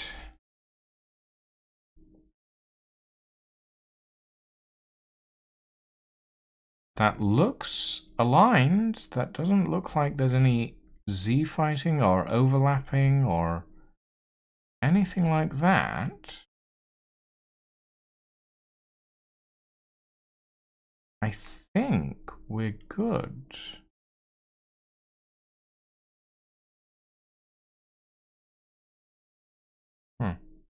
That's weird. Oh, I see what's happened there.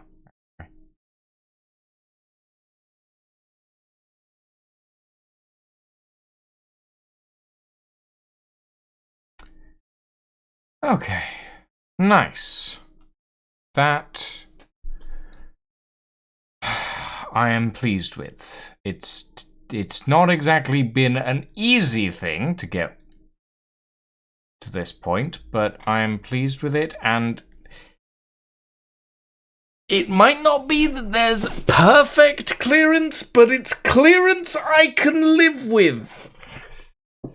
But I don't want to do anymore. No more adjusting the thing that I've been adjusting for the past 2 hours. Bloody hell. Yep, that's me. That's me. I've been adjusting the same door for 2 hours. You know, I was hoping that I would get to the front doors today. I'm not sure that's going to happen at this point. We'll give it a go, but I'm not sure that's going to happen. We still need to do the handle and the window separation and a dozen other tiny little details. Admittedly, once we've done the handle, we can transpose that over to the front door easily enough. But still. Hey, door! Woo! Woohoo! Oh my god. Talk about a little pain, or a lot of pain, rather, for so little result. I'm glad that I have medication to do this, because if I didn't, I don't think this would have gotten done, honestly. I don't think it would have happened.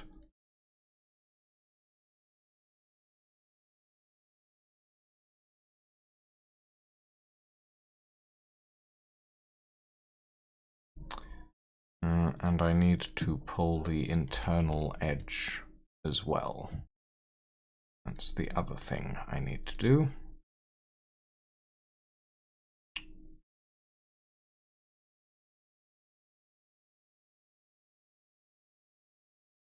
Well, all of these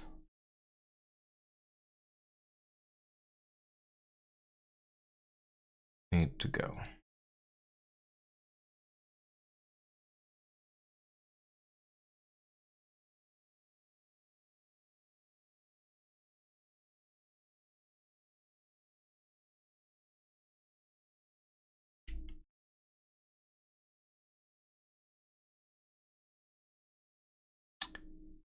Delete those faces. Select these. Delete. Select that. Delete. And select these. And delete. Quickly double check that there is nothing floating inside the chassis. There is not. Nice.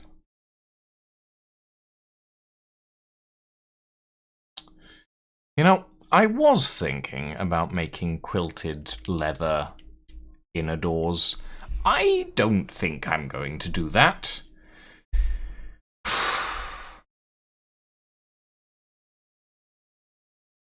But, with that being said, I'm going to do some sit-ups and push-ups because I have a queue and it has not been getting smaller. And it means I can take a break. Ah! Oh!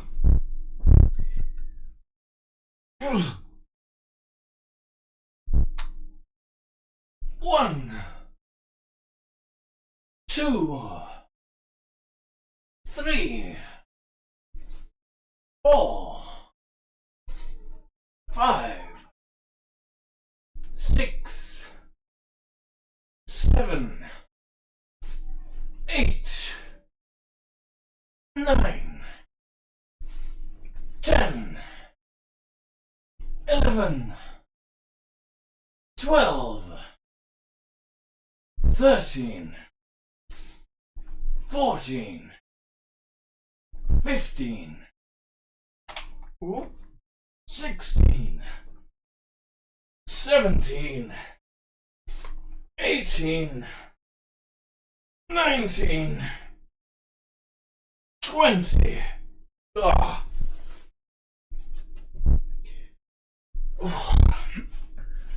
1, 2, 3, 4, 5, 6, 7, 8, 9, 10.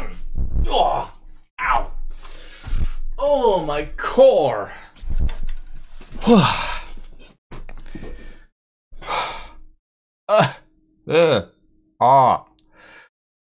What time is it? It's 8:50. I'm going to open a window.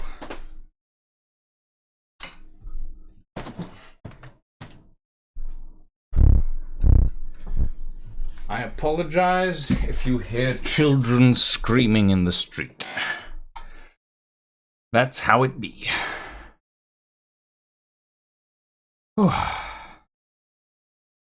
Okay.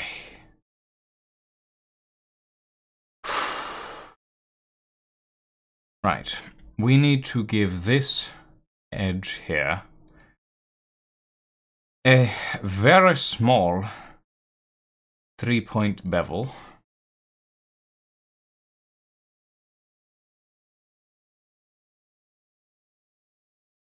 We went 35 on that one. Just so that it looks a little more rounded on the edge. Ah. My bones are crunchy today.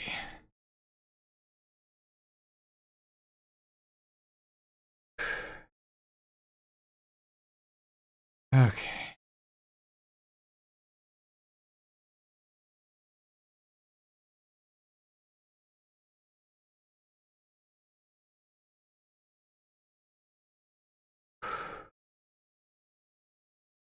Ow.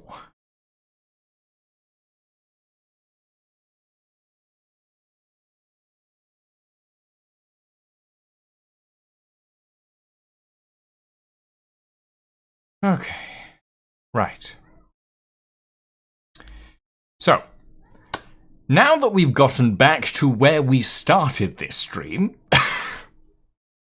God. Door handles. Yes. So, for a door handle, we're gonna do a simple box on the face of this to start with. Then we can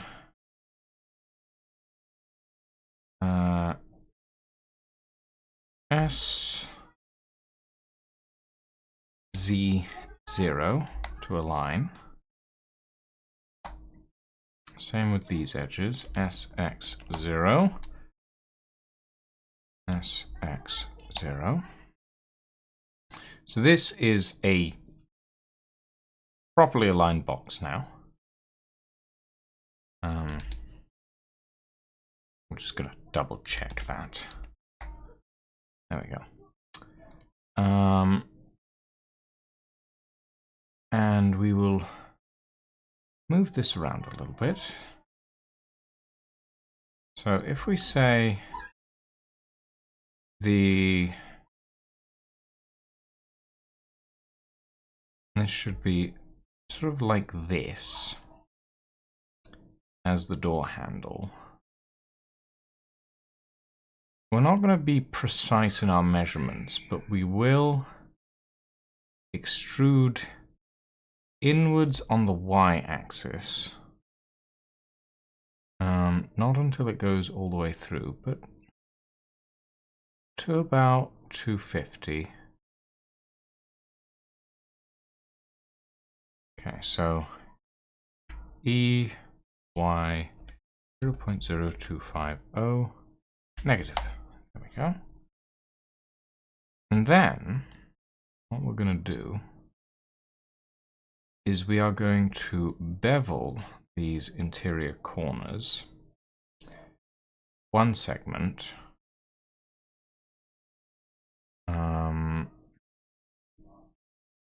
About 100. So we have a little door handle hatch, which looks about right for this door. Then, on the interior edge, we are going to bevel at 3 segments to about 100, which is just under halfway in. Then, dissolve this edge, dissolve that edge. And we are going to bevel the external edge on a 3 as well. But only very slightly. We're only going to go to about 75. About there. However, I will note that that bevel line is being pulled. I'm not a fan of. I wonder if I can dissolve that. No. I would have to delete it.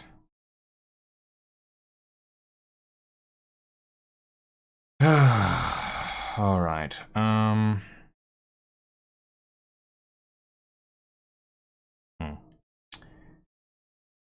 It's not going to make a major difference, I don't think, to be quite honest. So 75 on that bevel. And that gives us a nice little door handle sort of hatch point. And then all we need to do is put a door handle in here, which shouldn't realistically be too hard, I don't think. But I've said that about a dozen different things, so we'll see. We're going to subdivide this so that we can center one part of the door handle in this area.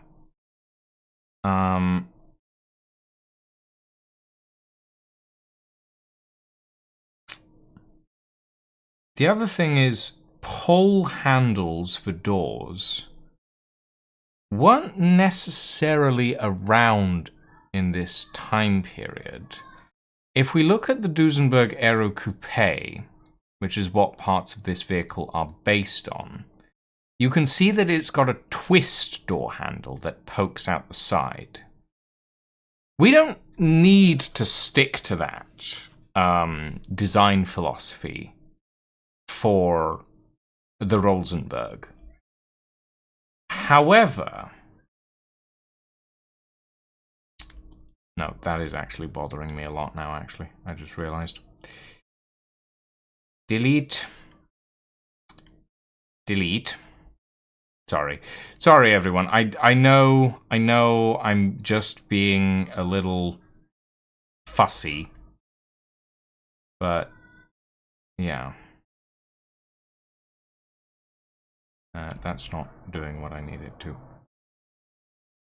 And that's not going to do anything. Okay. 50. And then scale. Shouldn't move anywhere, realistically speaking. But just in case, let's scale it to 3000. And scale this to 3000? No. Let's scale that to 5000. And then we can just make sure that these edges are nice and smooth.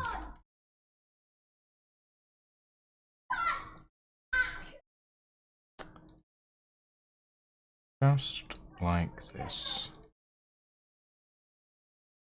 And then I will be happier with what I actually have here. Let's see. Bevel, Control B, 0.07. Oop. Nope. Control B, 0.0075. There we go. That I feel better about. Yes, I feel a lot better about that, actually. And then we can just delete this frame around the edge. And loop that back in to the main thing. We'll do that later, though. It's not important to do it right now. Okay, so now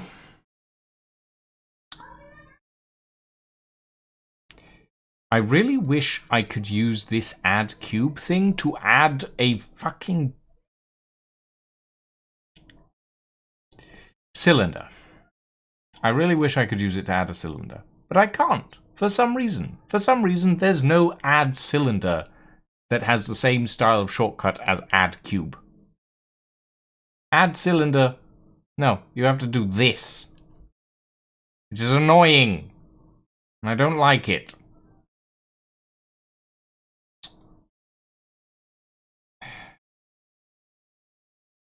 How dare Blender make me do more steps than should realistically be necessary to get things functional. Okay.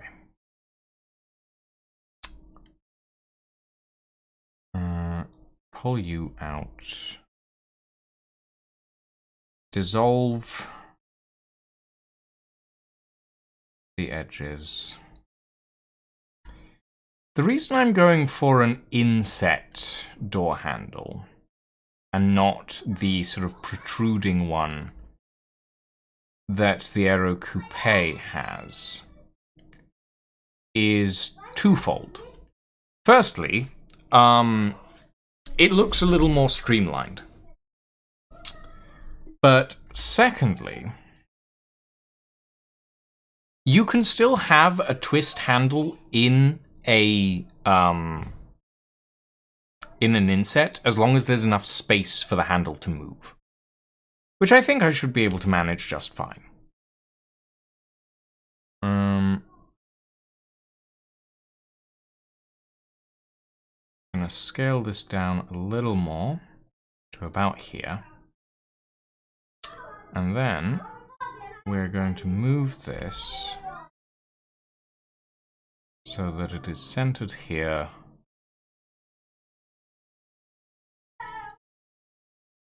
And flat against the back wall. Like that. And I'm just going to scale it a little more, I think. I apologize for the screaming children out in the street. That's just a thing that I have to deal with now. Oh, did I not? There we go. Okay.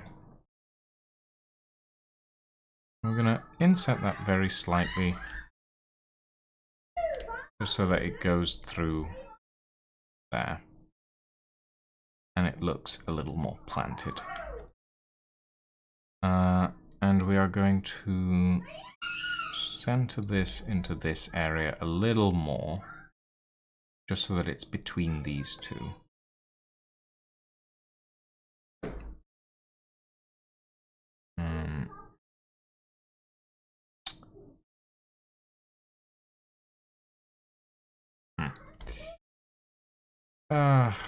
Yeah, it doesn't need to be perfect. That should be fine. We are going to bevel this end very slightly.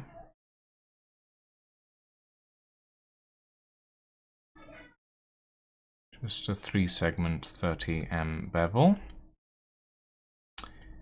And that should give us our mount for our handle. And we can do that here as well, for the front door. I think what we're gonna do a sort of a curving swoop sort of effect. I think.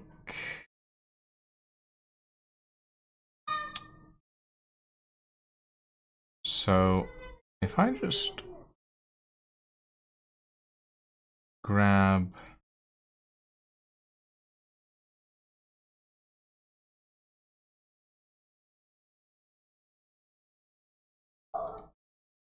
these, Shift D, scale it out sideways by about 2.5. Scale it in to about 7,000.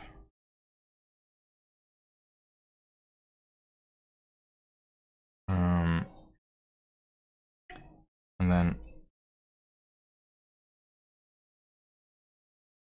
move that to align with this and move it down. And then Shift D again. Rotate by 180 degrees.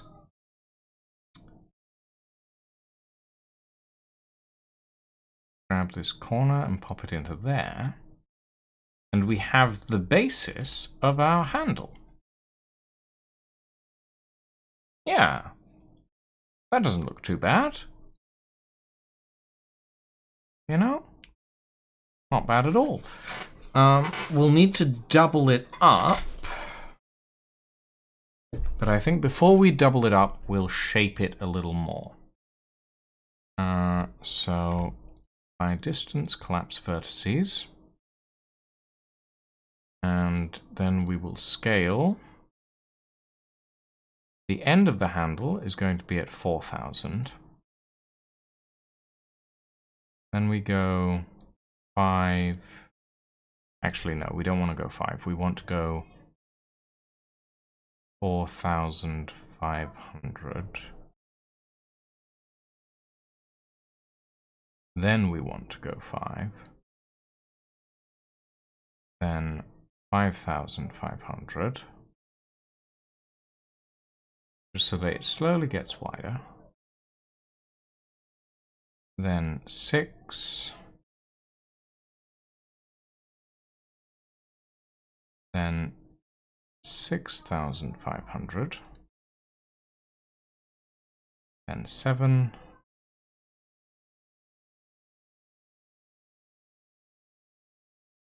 7,500. 8.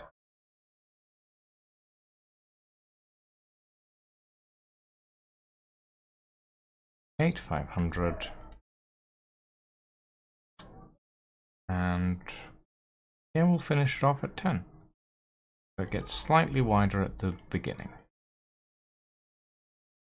How does that look? I feel like it might be a little too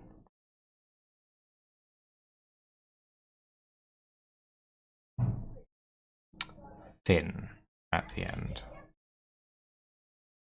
So if we say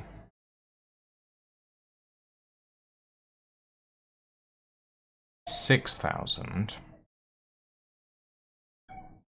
and then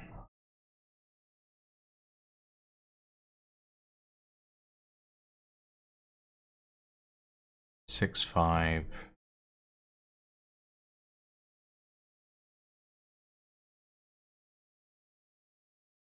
7,000.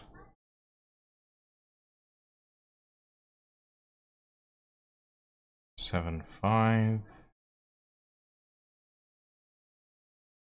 8,000.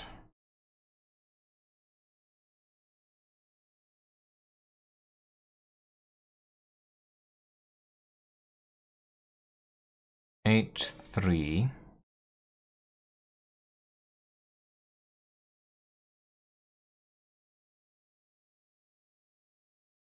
8, 7.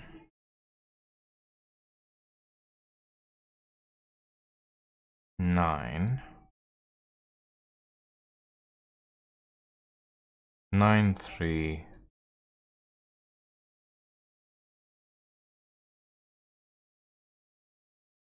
9, 7. And then the full. How's that? Yes, that feels more manageable. Okay. Then we will shift D, move it down by 40. Like that. And then we bridge. Oh. Okay, not exactly what I had intended to do. What if I deselect these?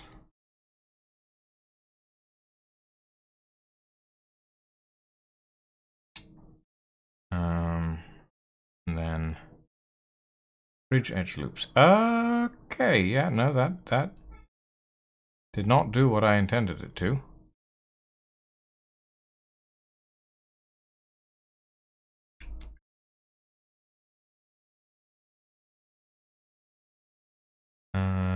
New face from edges? Not quite what I wanted it to do either. If I just... Fill? Ah, fill. Okay. Oh, I guess... Ah, no, that's done not quite what I wanted to either.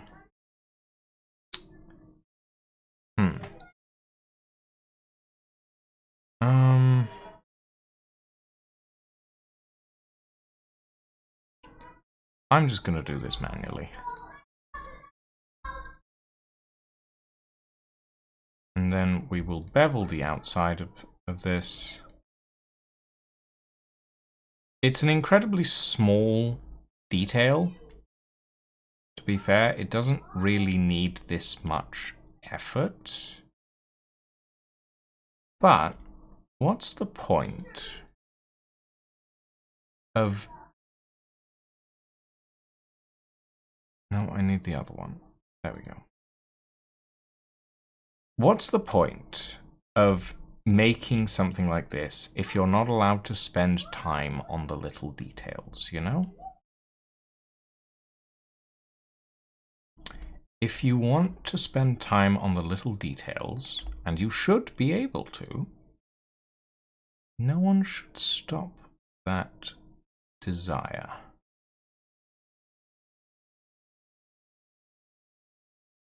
I'm gonna move that out further to the edge.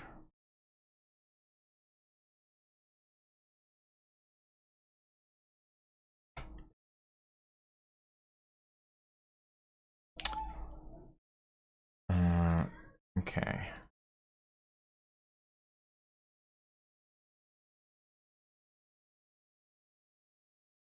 Oh my god.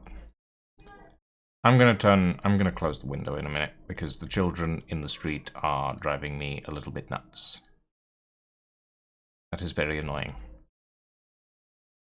Oh, come on.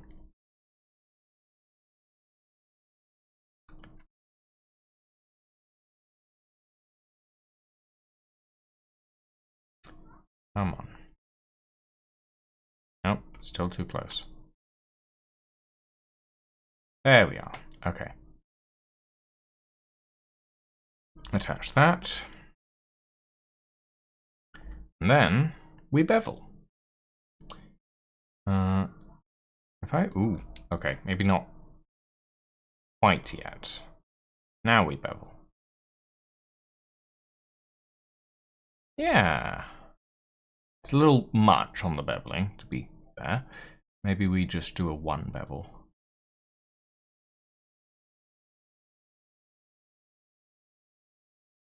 A little too far.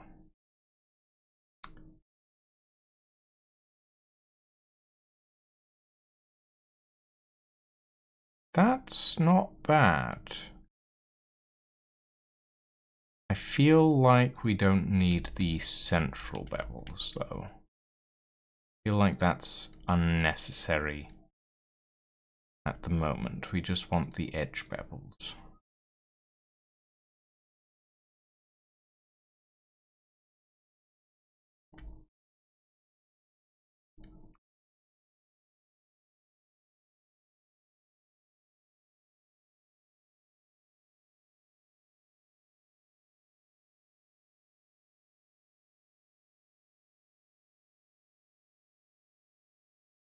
We will have the end be fully beveled.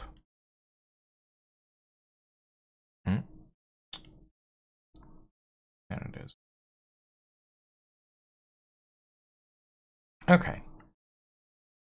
Bevel at 1 to start with.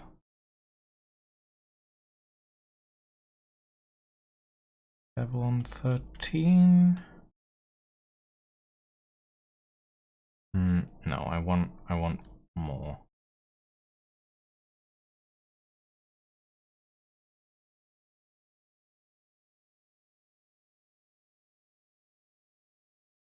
Let's say 3 segments at 15.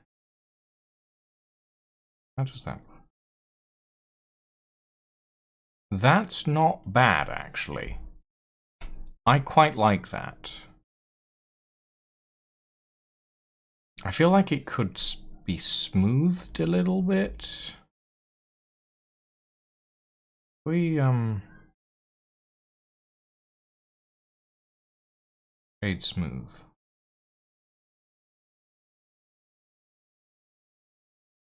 Yeah, that could work. Not 100%, admittedly.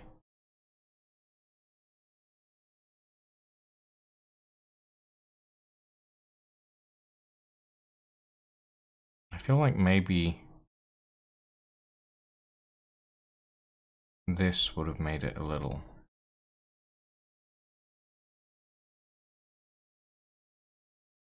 No, it doesn't really change all that much, to be fair.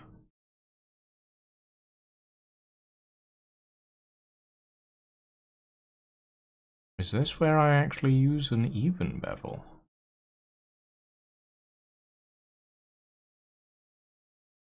I think it might be, actually. That's not bad. Huh. Go 15 if we can. There we go. And still leaves some space. Okay. And now should be able to move that so that the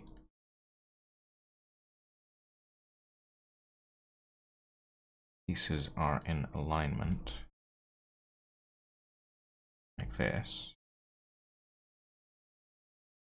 Yeah. And it looks delicate, but it doesn't look unusable, which is kind of the point.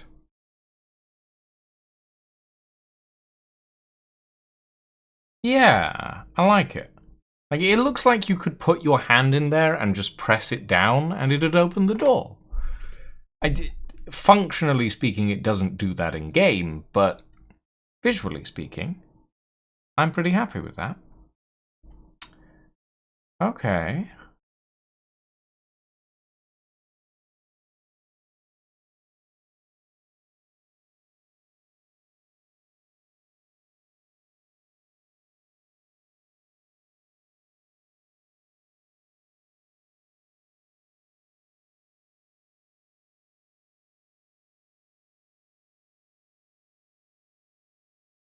Oops.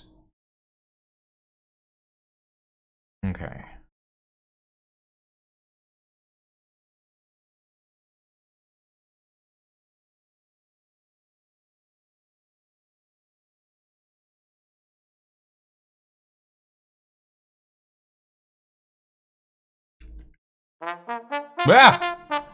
Steampunk Crow, raiding with a party of 3. Hello, everybody. Hello, raiders. Welcome, welcome, my friends. Welcome, welcome, one and all, to this most extravagant of streams, where we are blending. That's what we do extravagantly today. We blend. Does it blend? Yes, my brain has been blended thoroughly. Welcome, everybody. Welcome, welcome. Welcome in. I hope your stream was good, Crow. What were you streaming, might I ask? What didst thou stream on this fine, fine solar eclipse? Ah! Hi, Arme. Welcome. Welcome, raiders. Hello, raiders. Welcome, welcome. I assume, in this instance, that you are streaming Raft. You were streaming Raft. My hunch is correct. The last time I saw you two stream together, you were streaming Raft, and I am correct in my hunch. And I feel good about that. Yeah. Welcome, everybody. We are blending today. Slowly but surely, we are blending a car. It's taking a while. It's a very difficult thing to blend a car, but it is getting there.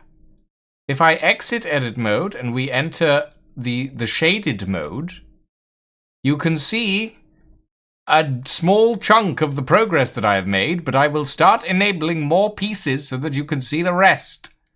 The hood is there. The front fenders are there. The interior is here, as well as the internal components. Look at this. Look at it's coming to. It really is coming together. To be fair, I've been at this car for a bit. Yeah, I have over 185-ish hours working on this car. Yeah. It even, hold on, where is it? It even has an engine. Wait, what just got enabled there? Ah, it was a shadow, I see. It even has an engine. And if we go into the bumpers and I turn on the forward double bumper, it even has a train snowplow, which I'm very proud of. I'm very proud of the train snowplow. I did a good job on this. Look at that. Look at that. It looks terrifying. And it even has the back bumpers as well. And it has a boot. And it has back doors. Ignore the front doors. They're not done yet. But it is getting there. It is getting there. And if we open the boot, you can see there is an internal to the boot. And if we put the stuff in the boot, it has stuff in the boot. It's got boot stuff. I assume that's for ramming the pores. I mean, it's for ramming tourists. Which I say that sort of as a joke, but also not, because there is a thing in Pacific Drive called a tourist. And it is not a person, but there is a thing in Pacific Drive called a tourist. So yes, it is for ramming tourists.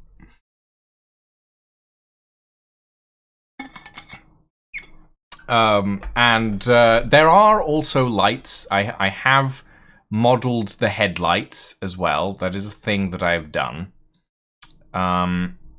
But the headlights are currently in the middle of the car for some reason, and I need to adjust their texturing because they do exist. They're just a little weird in the shaded model because some parts are invisible.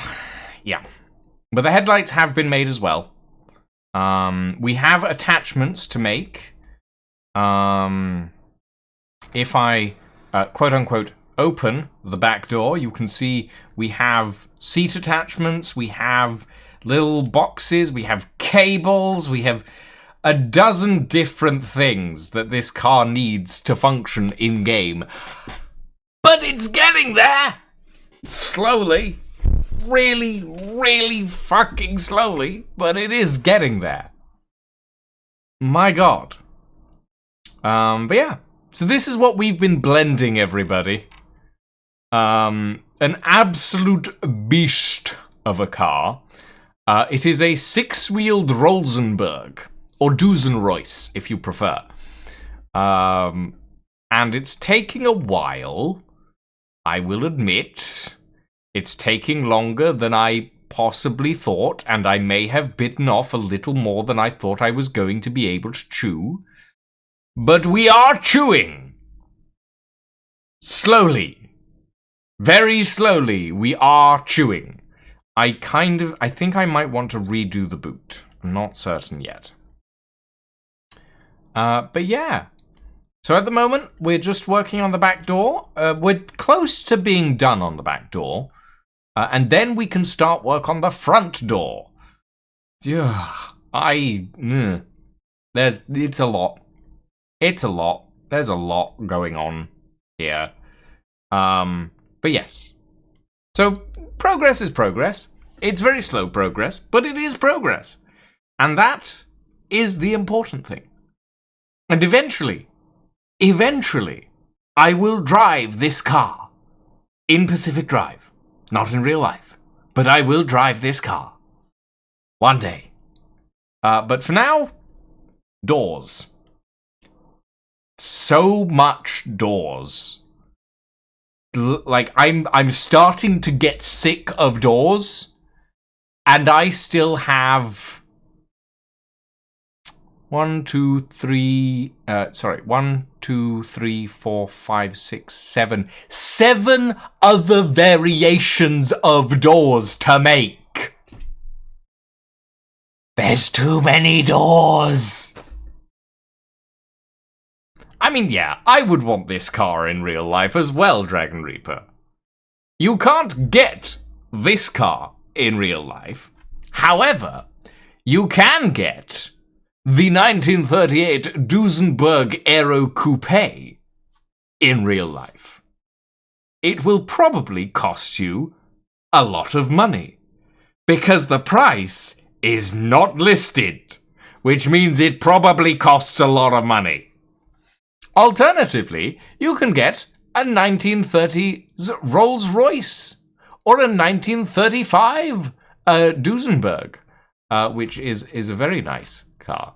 That is Gallivant. I'm watching that, but that's not important. Yes, I have been told several times that it looks similar to the Cruella de Vil car. You are not incorrect, Steampunk Crow. In fact, if I turn the stronger engine on, you can see just how much it will start to look like the Cruella de Vil car, with the 5 exhausts per side that I decided would be a fun thing to add. Because this car apparently runs a V10. Because, I guess. Cruella de Vil car, but with more wheels, so like 11 out of 10. Make it 8? 8 wheels? I don't think... look, I am going to have enough trouble getting this car to run with 6 wheels in the game. 8 is... Okay, 6 is pushing it. 8 is I don't even want to try. Make it 8 on pistons. I do have a sudden urge to build a car in Space Engineers. with wheel-mounted pistons. A V16. Technically, this is a V20. I wonder how hard it would be to make the car in real life. Not as hard as you might think, Dragon Reaper. However, harder than most manufacturers would be willing to do so these days. Because you would have to build every part custom. You could probably use a basis of the chassis of a Duesenberg, but you would have to lengthen it so that it would accommodate the second set of wheels at the back.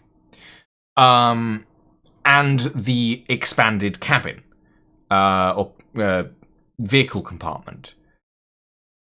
You could probably design it off a 1938 Duesenberg, but getting the proportions exactly right on this would be very difficult, because the proportions on this aren't exactly right. If I look at it from the side on, the wheel here on a Duesenberg should be in line with the radiator, and it is not. So there's definitely several bits and pieces here that don't fit with a realistic, vehicle. It can work. It's just that it would take a lot of work to build it. It's a very complicated vehicle, and what makes it even more complicated is simply the fact that most of the parts that you would need to build it do not technically exist in commercial production anymore. Mainly because it would be incredibly unsafe to drive. That's the biggest problem with it, is simply the fact that at the end of the day, most of this is made of steel, which is really dangerous, actually. There's no crash zones. There's no crumple zones in this thing. It's a massive hazard. Oh, sorry. It's a massive hazard. You do not want to drive this thing using the materials it would have been made of. It's dangerous on so many levels. So yeah. Probably not something you want to drive, realistically speaking. If you built it out of carbon fiber, it would probably be better. But because there's no crumple zones, there's still the risk of the engine just smashing straight through the back of the dashboard. And then you've just got if you crash, then you've just got a smoking engine crushing your legs and maybe killing you. It's a bad time. The design of the car looks lovely. It looks amazing. It is incredibly dangerous. And just don't crash. You know, I don't think that is realistically up to the driver. Unless they are being particularly careful. Okay, but until that point you'd look great. You would. You would look great up until the point where your brain is splattered all over the front windshield and your pelvis has been crushed by a smoking engine block. You would look great up until then.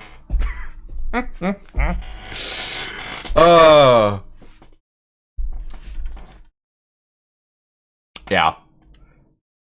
Okay. Right. We need to add the window divider at the back, and then we should be done with the back door until we need to work on the internal section, which I'm not looking forward to, but I will deal with that when we get to it. So,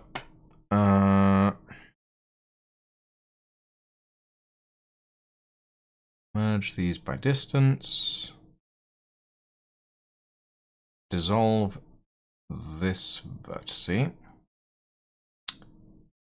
And then Shift D, B,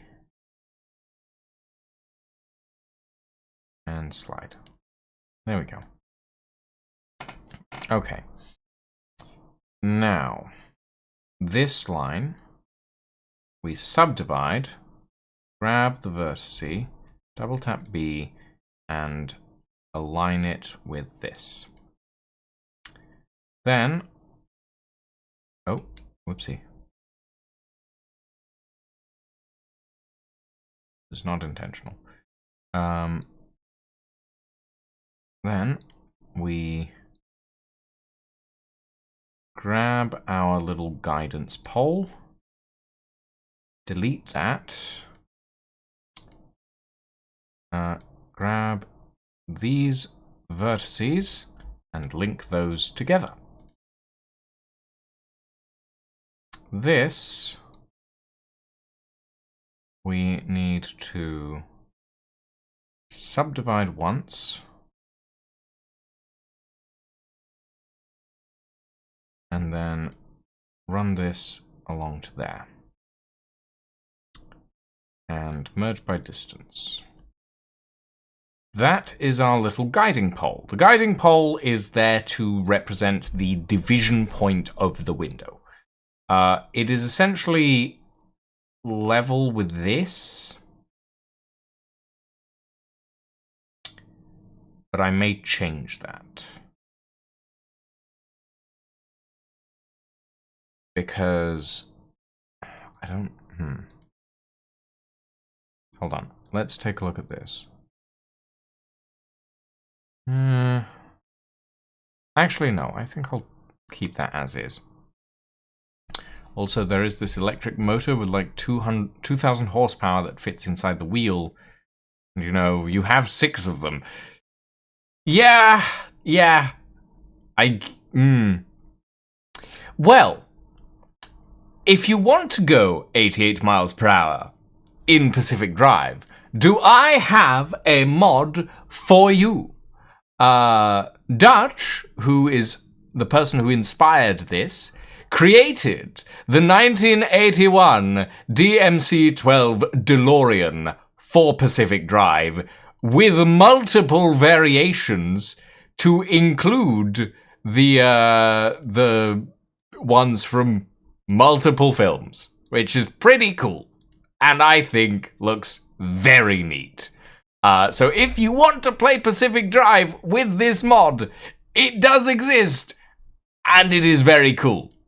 Like, on so many levels, it is very cool. Yeah.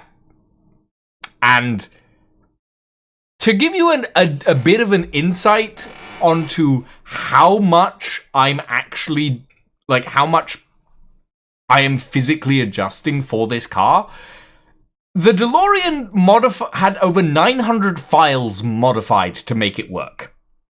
That's what I'm going to have to do to the Duesenroyce, possibly more, because I'm trying to put in 6 wheels. And that's just madness, you know? But yes, the DeLorean is a thing. So, yeah. Go check out Dutch's mods, because Dutch has done some nutty stuff. Like, he's got a V8 engine sound pack for various engines, and I may possibly do my own sound pack because I'm not happy with how the electric engine in Pacific Drive sounds. The 1973 Ford Falcon is a modded car that he's put in. This is the one from Fast and Furious, the Interceptor from Fast and Furious, the Mad Max, not Fast and Furious, the Mad Max franchise. Fucking hell. The Interceptor from Mad Max.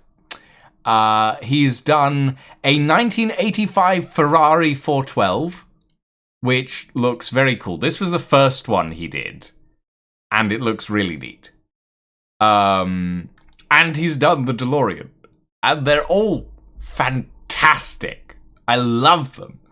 And so I thought I'd try my hands at doing something a little more old school, in certain ways. Eventually, and this is an important point, eventually I will pull the Rosenberg apart to create the Duesenroyce. And the Duesenroyce, I was doing some testing earlier, the other day. This is the Duesenroyce. The Duesenroyce is a version of the Rosenberg, but without the 6 wheels situation. But it also doesn't have the 4 seats. It only has 2. So it's a lot more slimmed down than the Rosenberg. It doesn't include all possible features. But eventually we will work the Rosenberg into the Duesenroyce. But I want to finish the Rosenberg first, essentially. So yeah. Anyway. Window point. So, let's start by subdividing this, and then subdividing again, and then subdividing again. Actually,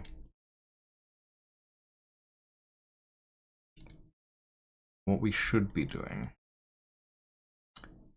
is doing that from the inside as well. I don't want to go all the way to the outer edge, but I may want to go to there.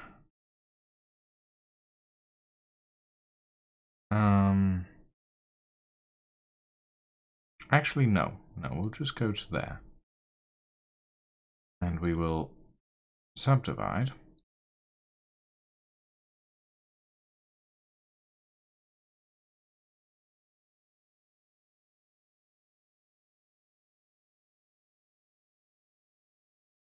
And then subdivide again.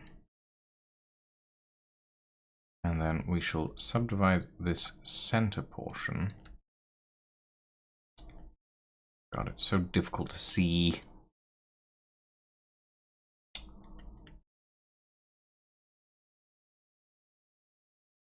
Ah, right. Is that a bad thing, actually? Okay, subdivide that. And then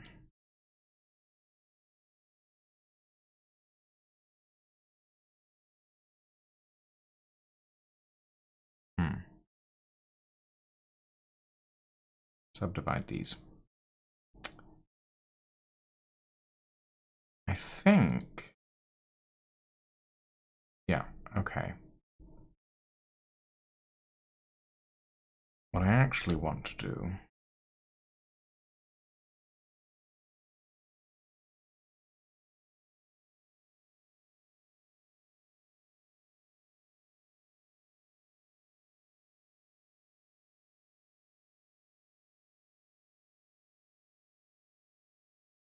is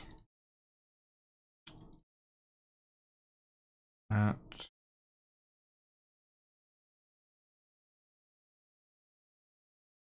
so that I have all the little bits and pieces ready. Okay.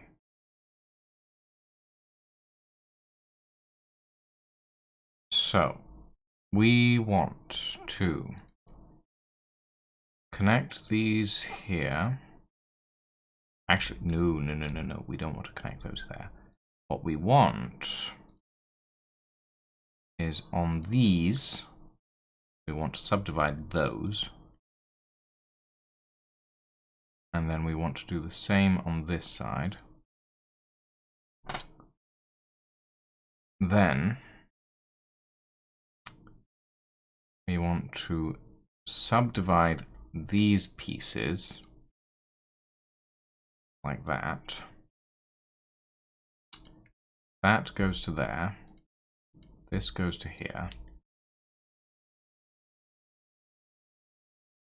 Like this.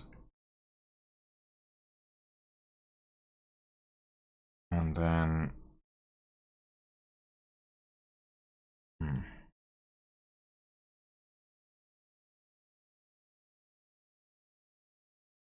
Wait, no.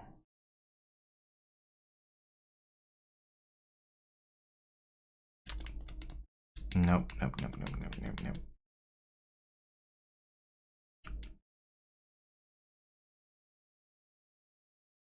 Okay.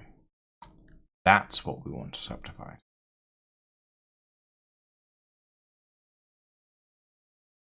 So, that top part, where we want the subdivision to happen.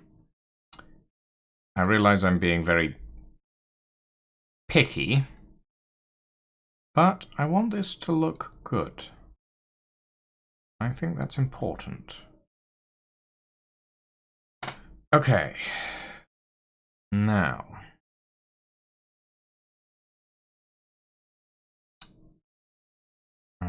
If we grab this, these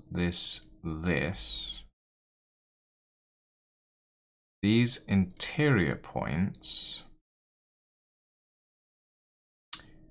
No, no. This and this we need to subdivide as well. Because then we can grab these and link them up like this. Then we can grab all these edges.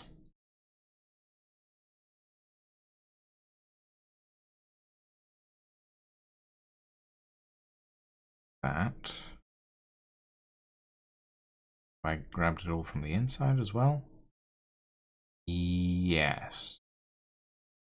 And then we can extrude. E, B,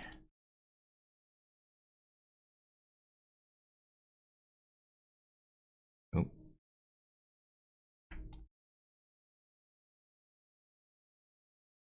Go. And then this middle line can go. And we can start pulling this down to where it needs to be.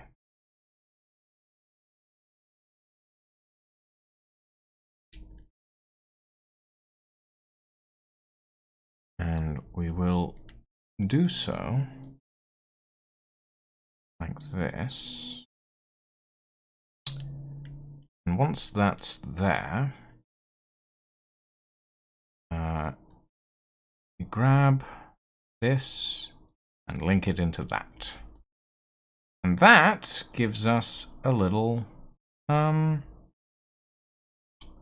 visual, little division point on the window.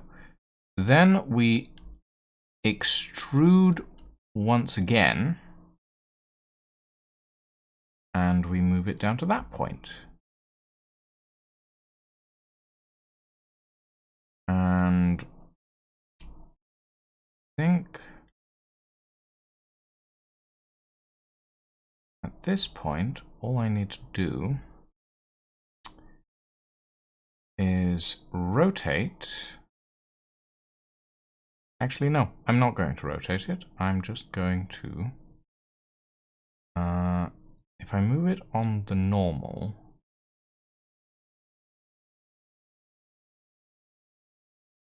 that should just slide in like that.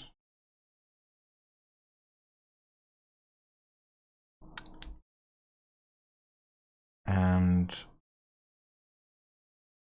that should give us our... Oh, hold on.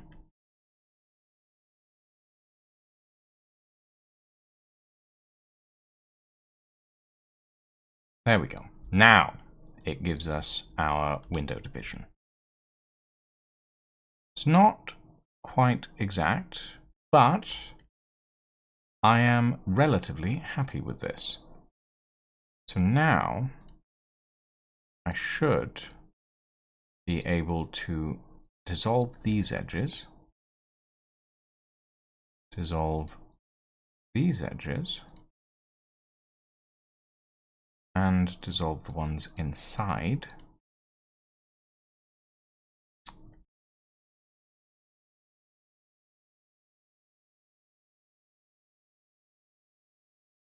How's that?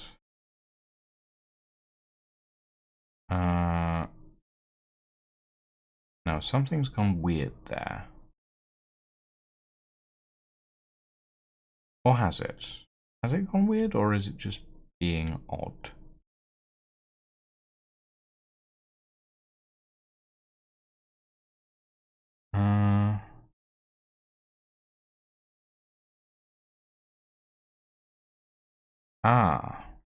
I see. Okay, hold on. I see what's happened. This should be flat on the z-axis, and it isn't.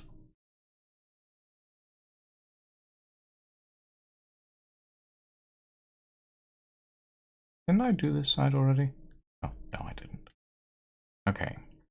SZ0.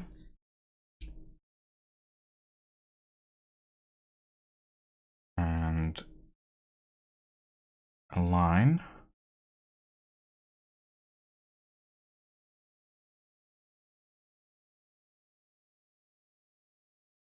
to that level. And that should be good, I think. But just in case, we're going to delete this face, delete that face, and because we want to be sure, we'll also delete these faces.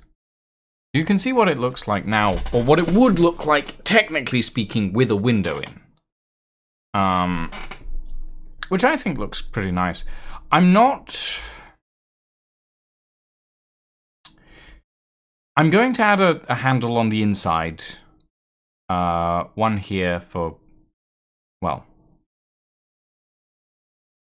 yeah, one sort of here for opening the door, and then one here for rolling down the window. But whether or not the window actually rolls down, that I leave to people's imagination, because I don't want to do that. I don't want to model that. That's just too much. Yeah.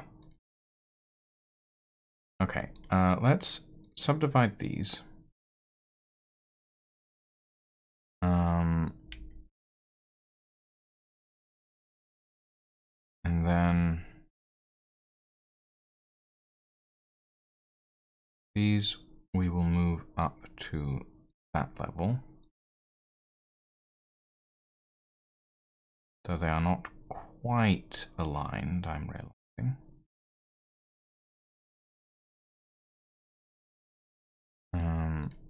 So let's align them first.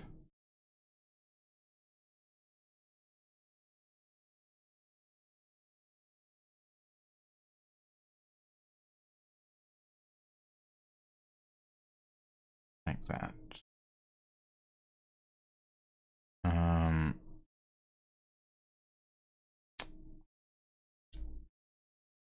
And then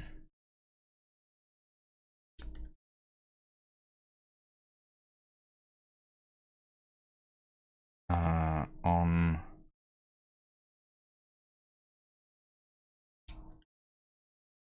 let's see, on this edge, yes. On this edge we will subdivide and then subdivide again. Double tap B, align that with this.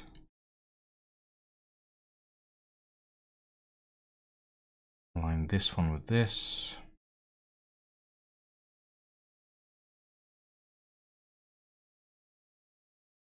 Align this one with this. Align this with that.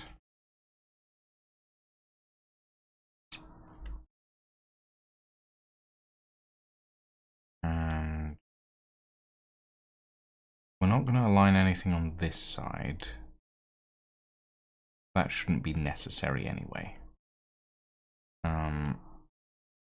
Okay.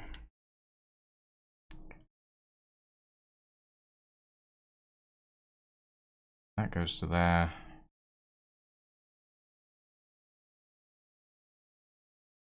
That one doesn't have anything. That goes to there.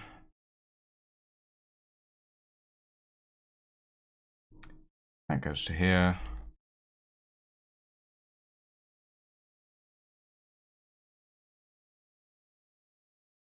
That goes to there.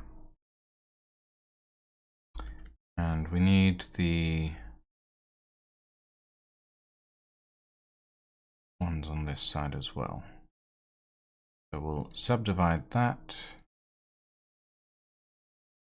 Oh, God. Slowly does it. Okay.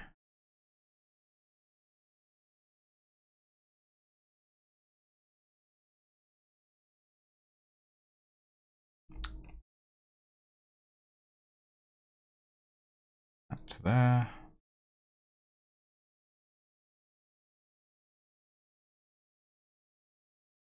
And that to there.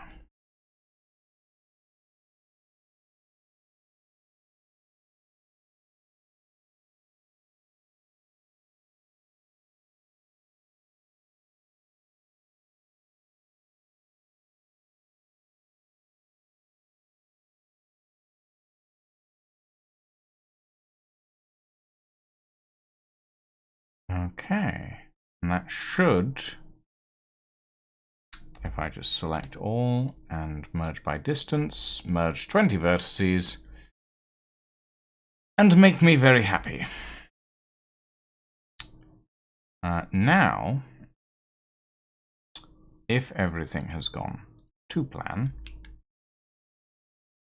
I can simply select these edges,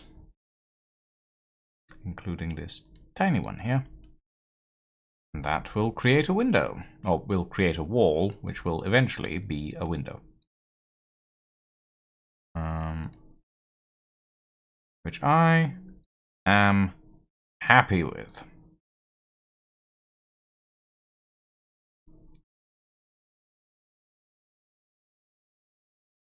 Yeah, I'm very happy with that.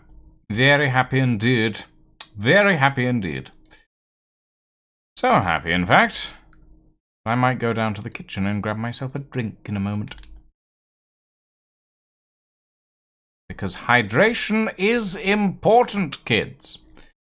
Do the windows in-game even roll down? No, they don't. They don't, Dragon Reaper. But that's not the point, you know? The point is to make a vehicle that I would enjoy driving. And a vehicle that I would enjoy driving has the ability to roll down the windows. Or has the visual cosmetic tell that it can have its windows rolled down. Which is a different thing, but, you know. I can only do so much, and my limitations are what the car in Pacific Drive can and cannot do. I'm already asking it to do more than it originally can do, because the original car only has 4 wheels, and that is a hurdle that I shall attempt to climb over when I get to it. So I'm not worrying about that particular issue right now. I will have to eventually, but not right now.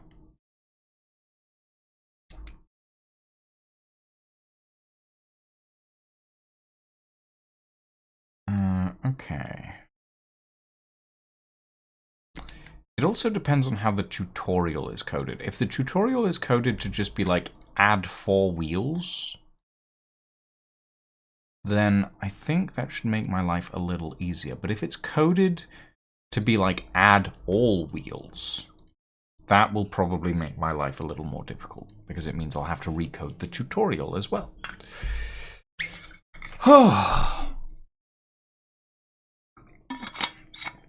Okay. There we have it. The back door is done. Ish. Ugh. It still needs work, obviously, but like this base version of the back door is done, and I don't need to worry about it anymore. Oh, God. And I need to remove all the vehicular materials from it as well, because I need the door materials for this one. But it does look good. And it actually looks like it could open now, instead of looking like it'd slam into the fender. Ah! Vindication! Oh. That's good. I'm happy with that. I'm very happy with that. How would it look when it's open, is my question. If I'm gonna save, and then rotate this. Obviously, there are a few more bits and pieces to do, because it needs to have its hinge points done.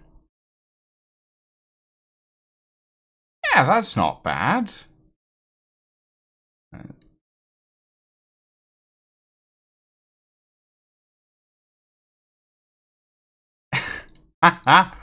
Yeah!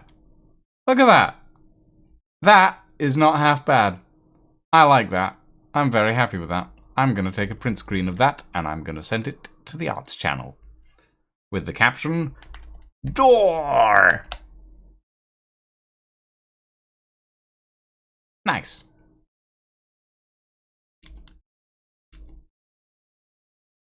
Pop that back into place. Now, we still need to do a few small bits and pieces. For example, the internal edge here still needs to be adjusted and allow for these hinge points. And then on the inside, I don't know what I want to do yet. Maybe we'll try quilting the internal, like quilted leather on the inside of the door, but I'm not 100% on that yet. We're definitely going to need to bevel this edge down, though. That's definitely something that needs to happen.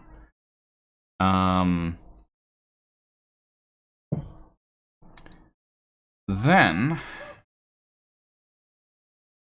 we can get started on this. Now, these edges I don't need to worry about clearance on. So I'm not going to worry about clearance on. I'm just going to do what I can. So, Shift S for cursor to active point.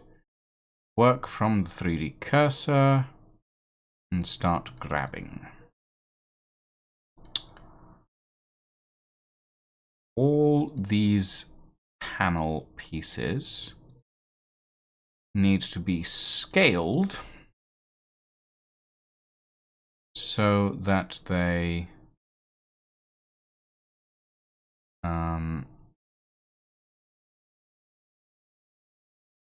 S scale on X, B need to scale to there so that they connect up with the edge.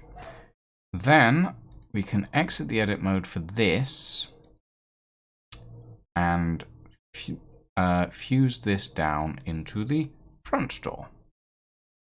Yay! Okay, cool.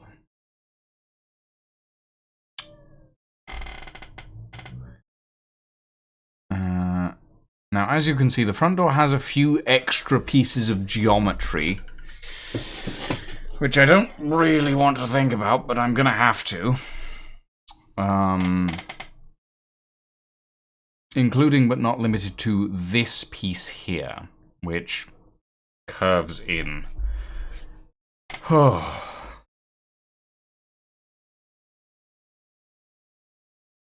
yeah. Eventually, you can kind of see the idea, the eventuality that we hold to, that we will one day arrive at. He is a 4-door Duesenberg with 6 wheels. At the end of the day, oh god. Hopefully, I don't have to alter any of the wheels. That's the big hope, is that none of the wheels have to actually be altered. That being said, I'm a little worried that I haven't gotten the wheel positioning quite correct. It might be a little further out, or it might be a little further in, or it might be a little further down, or a little further up. I'm not sure. It's a lot of work, though. I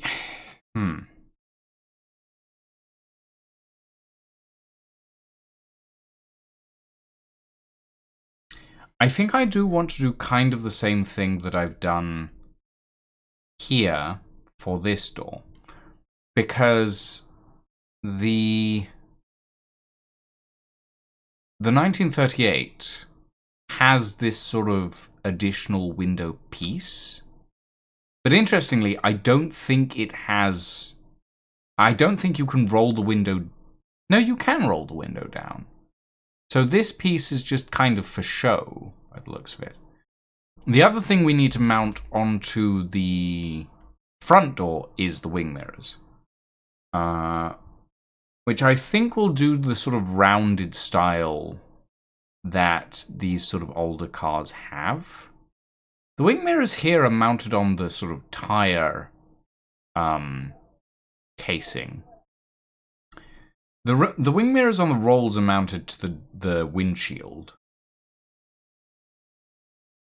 But I think we will mount them to the doors in this one, because we're following a lot of the design philosophy of the 1938 Duesenberg. In some areas, I should specify. Not in all, but in some.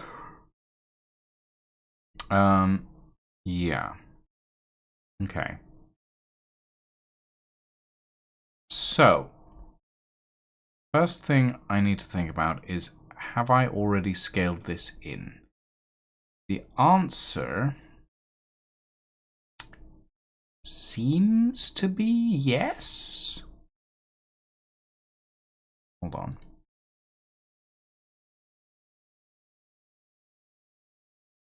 Yes, that looks to be at a... Yeah, that is at a different level, so I have scaled it in already.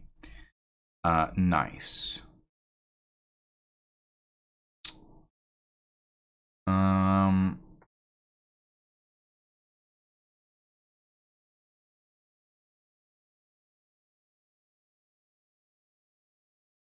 Okay. We know... Okay, this has already been cut to shape, unlike the previous one. Oh, is the interior overlapping? The interior's overlapping. Why is that? Huh. I will have to fix that. That's not meant to look like that. But that's fine. That is fixable. Okay. Let's start by moving this into position, because it apparently was not. GXB against that line there.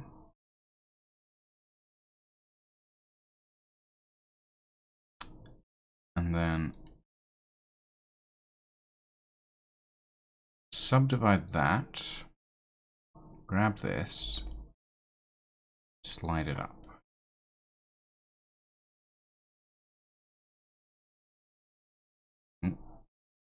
I got something wrong there.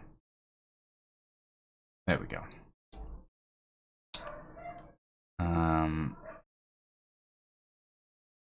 And now we fuse those vertices together.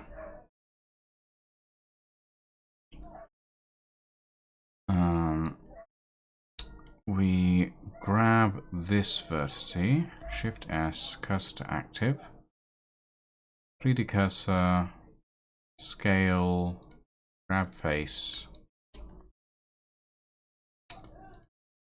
and grab all of these.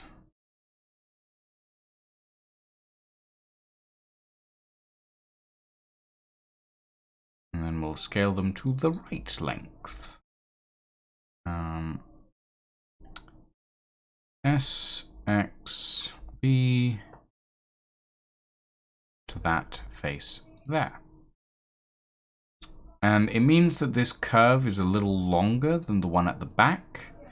But that's fine, because realistically we'll be bringing the window in anyway. And with that, it has this nice sort of cloudy, sort of curvy effect that sort of carries through the body. And it kind of looks like a pair of fangs, which I actually quite like. What we will eventually do is we'll also add trim that goes along here, bounces, and then slides down into here. But that is for later. That is not for right now. That is for later. Ixion, I appreciate your soundtrack, but I want something else. Let's get the Pacific Drive radio on.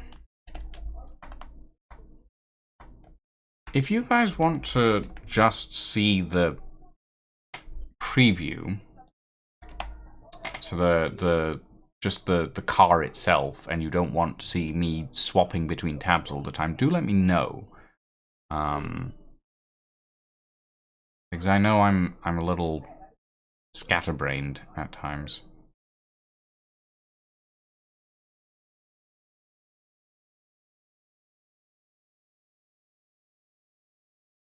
There we go. Also, let me know if the music is too loud or too quiet or anything like that. That sort of thing is very helpful in figuring out what I need to do to make these streams better for everybody. Okay. Let's grab these.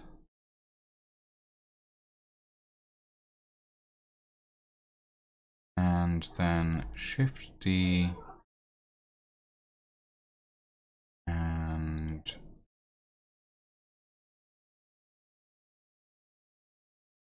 move that down to there. And that should be level.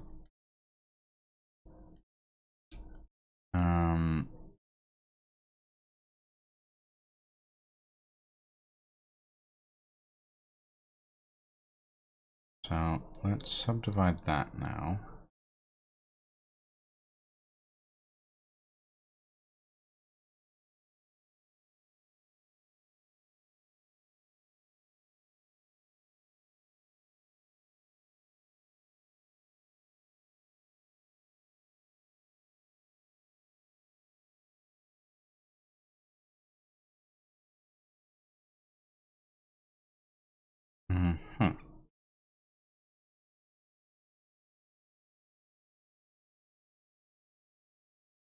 Okay.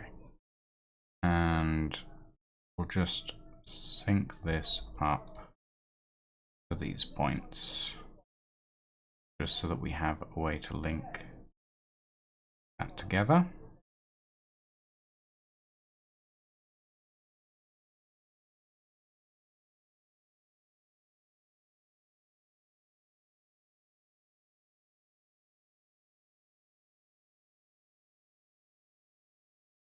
like that.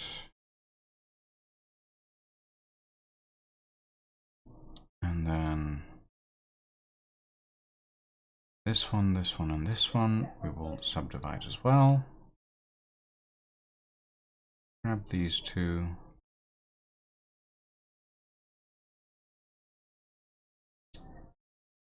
There we are.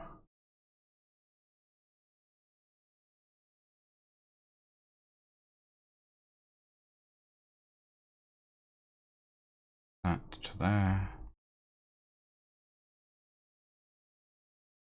And that to there.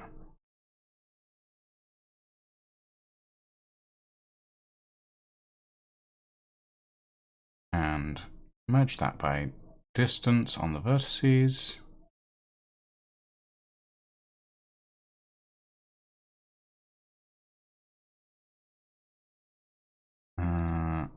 Very quickly. Wait, yeah. Delete that edge. Link it back together. Link that edge back together. And link that edge back together. Cool.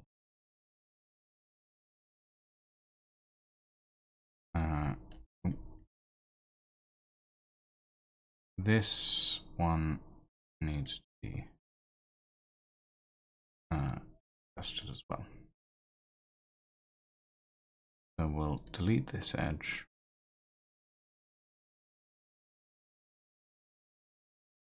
Pop that back into place, pop that back into place, and pop that back into place. Cool. Okay. Then we should just be able to do this. And that's all linked in. On this side, anyway. Then we have to do the same thing on this side. And then we can pull the faces, inset them, and then I believe we need, I think this is either 100 or 70. I can't remember which. So we will need to experiment. This one we should just be able to subdivide flatly. I think if we just do this. Okay, not quite flatly. But that's fine. Because then we can just line it up real quick. Going up. G, B.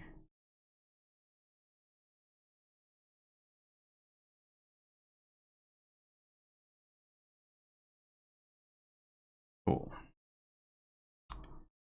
And if I merge by distance, it merges one vertice. Why is that?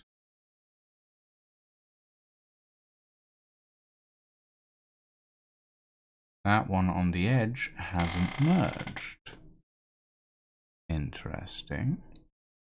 That is very slightly out of alignment.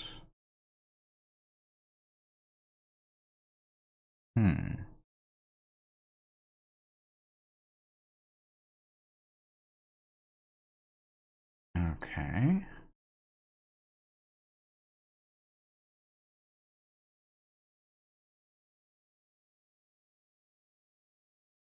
That should be in alignment.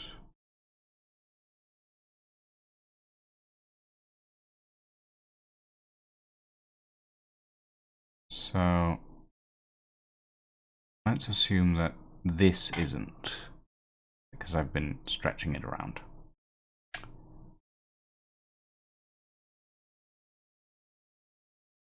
By distance, there we go. Okay. And then we just pull this S Z, just to make sure. SC0.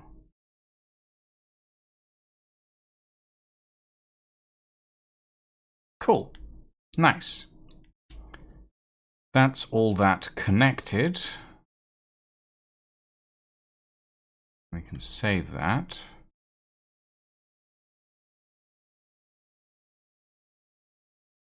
And we can start bringing in the first part of the window. But we want to bring it in from the inside, because then we can push it to the outside. That's what it was. It's on the inside it's 70, and on the outside it's just a weird number because the outside is kind of all over the place. There we go. Oh, God. Don't get into Blender, kids. It will consume days of your life for very minimal output. Or at least very minimal output until when it finally all comes together and you become happy with the thing that you've been trying to make for 3 weeks, 9 months, God knows how long this is going to take. A while, at the very least.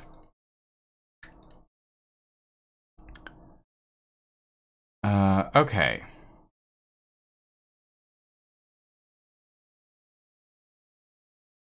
That is fine. So now we select this. We inset at 0.007. That looks about right.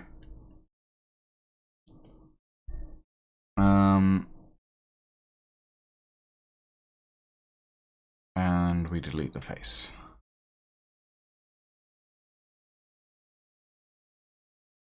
And then we do the same here. 0.007 and delete the face. This will go down to here so that it goes to the same level as this side. This will be vanished. I was trying to combine vanished and vamoosed. And apparently I didn't get very far in either end.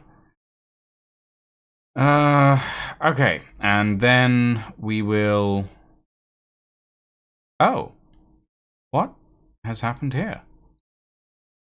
Oh, I see.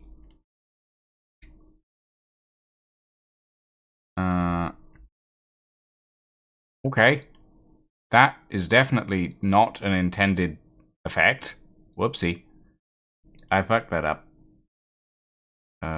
Delete that edge, please.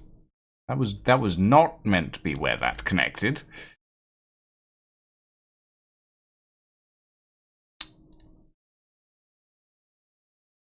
You see, that's why I'm always worried about using the large selection tool, because even with the small selection tool, I'm like, oh, I've grabbed a random edge that I did not intend to grab. Now we've got weird vertices everywhere. Like, oh, whoopsie. 0.007. Cool. This and this. Delete those faces.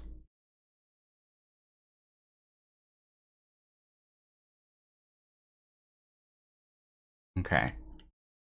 This I should just be able to take straight up. This is the easiest one. G.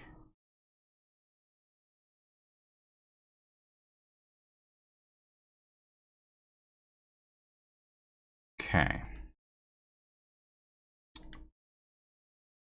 This one's on a slant, so we will need to grab a guideline for both of these ones. And this one here as well. Actually, no. I say that, but actually this one we can just link into that one down there.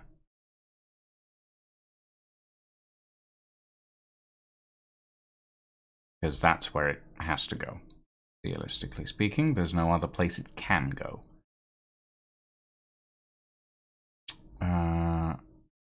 This line here will just be deleted eventually.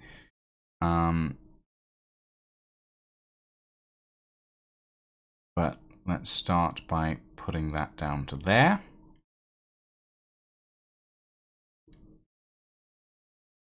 Okay.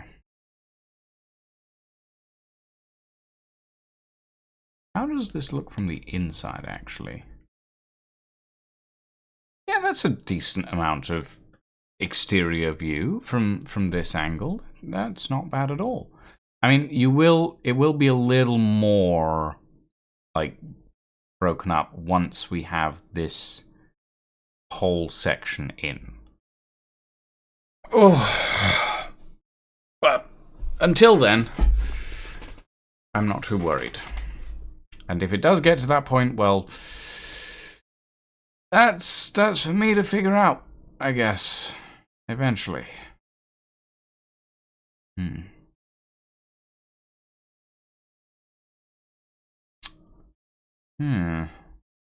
Okay. Let's Shift D, grab that at that point, Shift D, grab this at this point. That is our crossover, by the looks of it.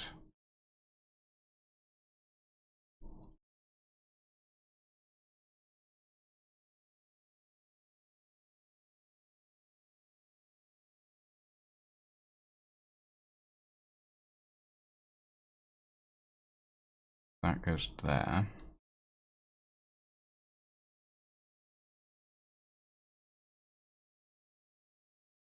Okay, and this...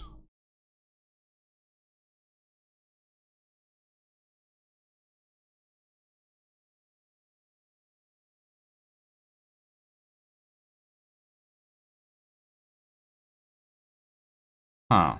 So that's not quite aligned.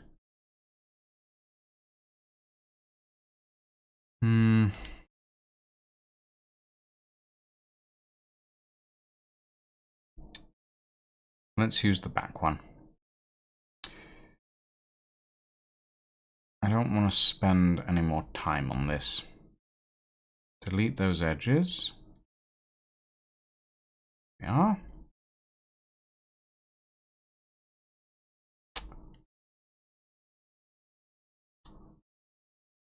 Merge by distance.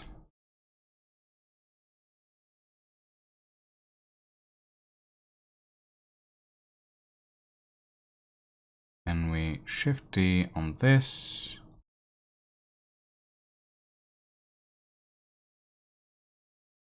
And G, B, down to there.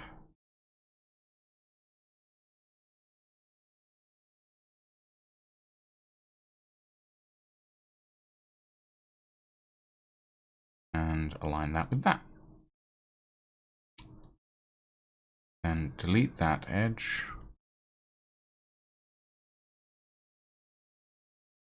Right. Okay. Ooh, okay. That's okay. This we need to bring down actually, so that we can align this properly. That aligned with this.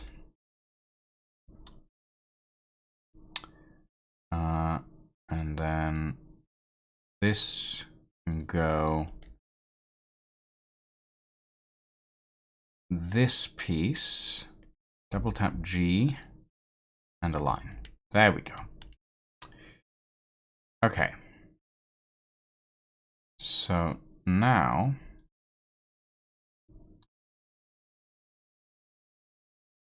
delete these edges.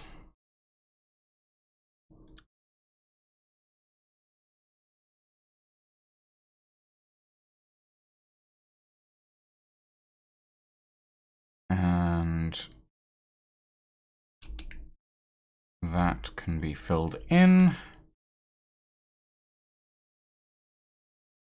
And that can be filled in. And then the inner edge can be removed. There we go. Yeah. Cool. We are getting somewhere. Very slowly, but we are getting somewhere. Ow. Okay. Now we extrude the inner edge to the outer edge.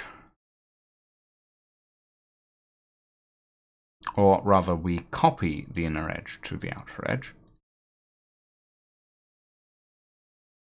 Trying to remember how I did that the first time so that it looks somewhat similar.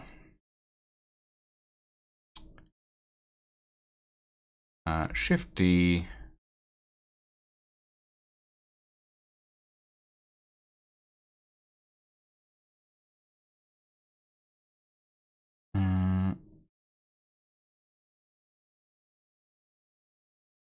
By distance. Okay, it's removed one vertex, which I assume is the one at the back, because this one looks like it's a little off balance. SZ0. Yeah, I thought it was. You did look a little off balance to me, and that now makes sense.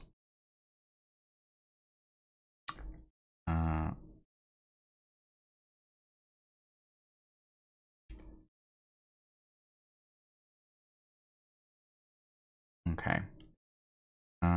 Let's move you to be level with that.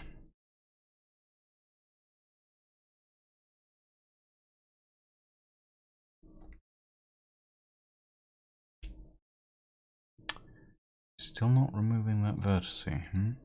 All right.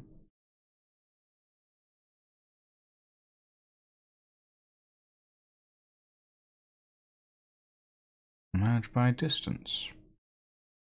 Oh, you are merged. Wait, what? Wait, are you merged? No, you're not merged. You're lying to me. At center.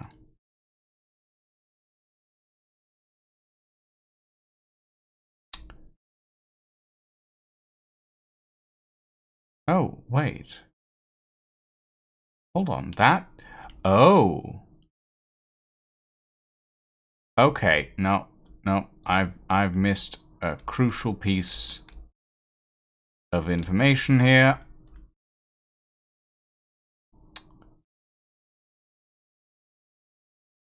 And that crucial piece of information is that this whole section is not at the correct width currently.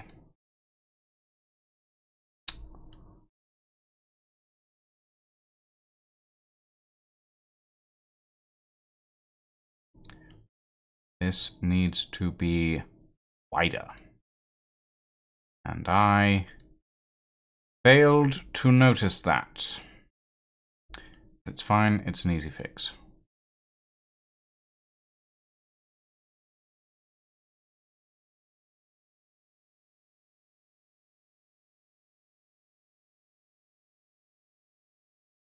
Okay, and now we should just be able to G, Y, B. There we go. And now that's aligned properly. And that should give us that little lip. Yep, good. Oh, save that. Ah, okay. Ouchie. That is Miss Spain. Okay. Alright. I want to get not all of this done, but most of it done today. Let's grab the hand. No, yes, let's grab the handle. so that we have it in there already once we get started. L, L, and then select that. Hasn't selected all of it, but that's fine. Oh, right, we're on that selection type.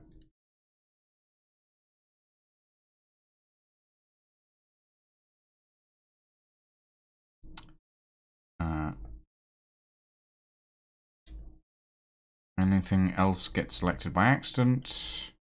No. Cool.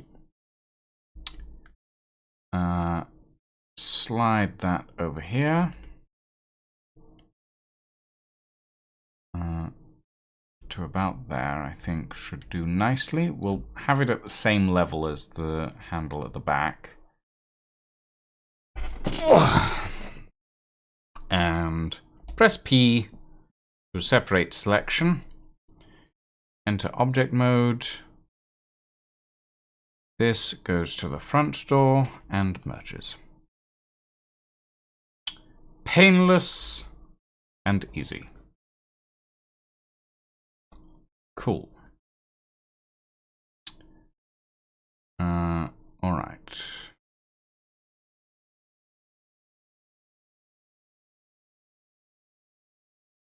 Now we need the window section first.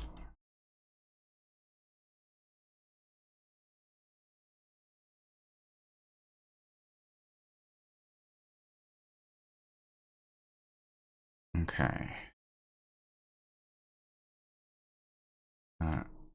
Shift D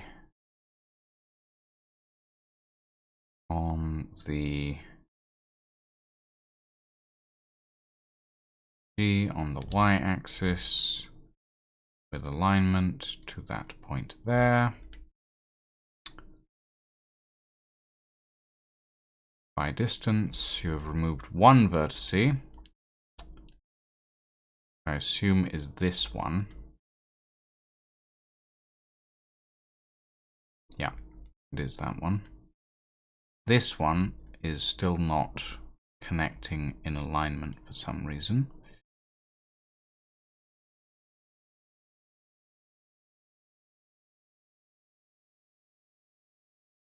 Ah, you're moving backwards a little bit. Interesting.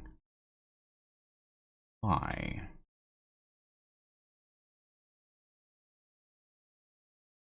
Hold on. Grab that. If I move these...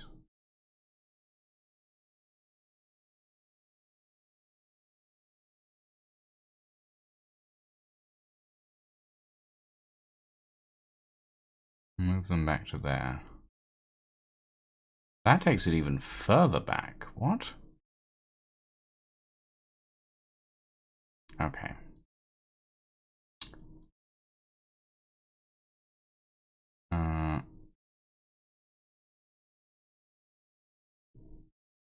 Hold on.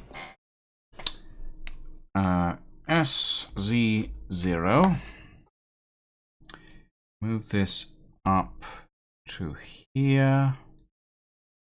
And then move it back to be aligned. Now, okay. That is aligned now, despite its weirdness. Cool.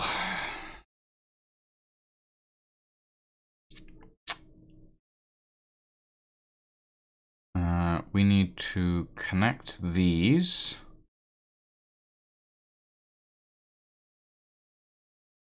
So we subdivide this. And we subdivide this.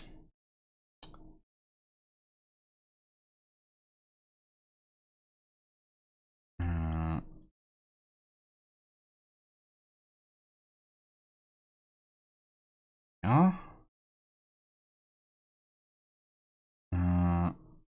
And And if we do this, it should merge 2 vertices. Yeah. And we can merge that there.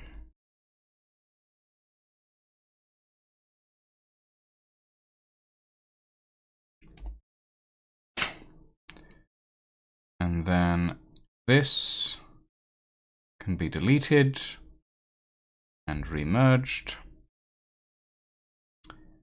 And this can be deleted and remerged.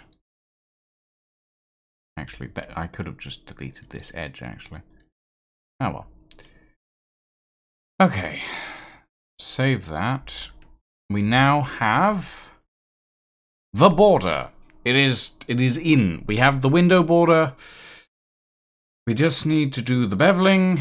Well, we just need to do the faces, the beveling, and a few other bits and pieces. And then we should be good to go! Oh! Ow! Oh! God. Okay. My spine really hurts now. I've been bending over this project all day. Okay. Right. Ladies, gentlemen, and all variations thereof. Thank you for joining me for today. I know that the Blender stuff is probably not the most interesting viewing pieces. I know it's probably relatively boring. I turned myself on. That was a bad thing to say. I know it's probably not particularly interesting, but I enjoy doing it, and I hope you guys are enjoying it as well, if you're sticking around. With that being said, everybody, thank you all very much for joining us this evening. I hope you enjoyed. I hope you had fun. We are going to go and raid. Who's live right now? You know what? Let's go raid.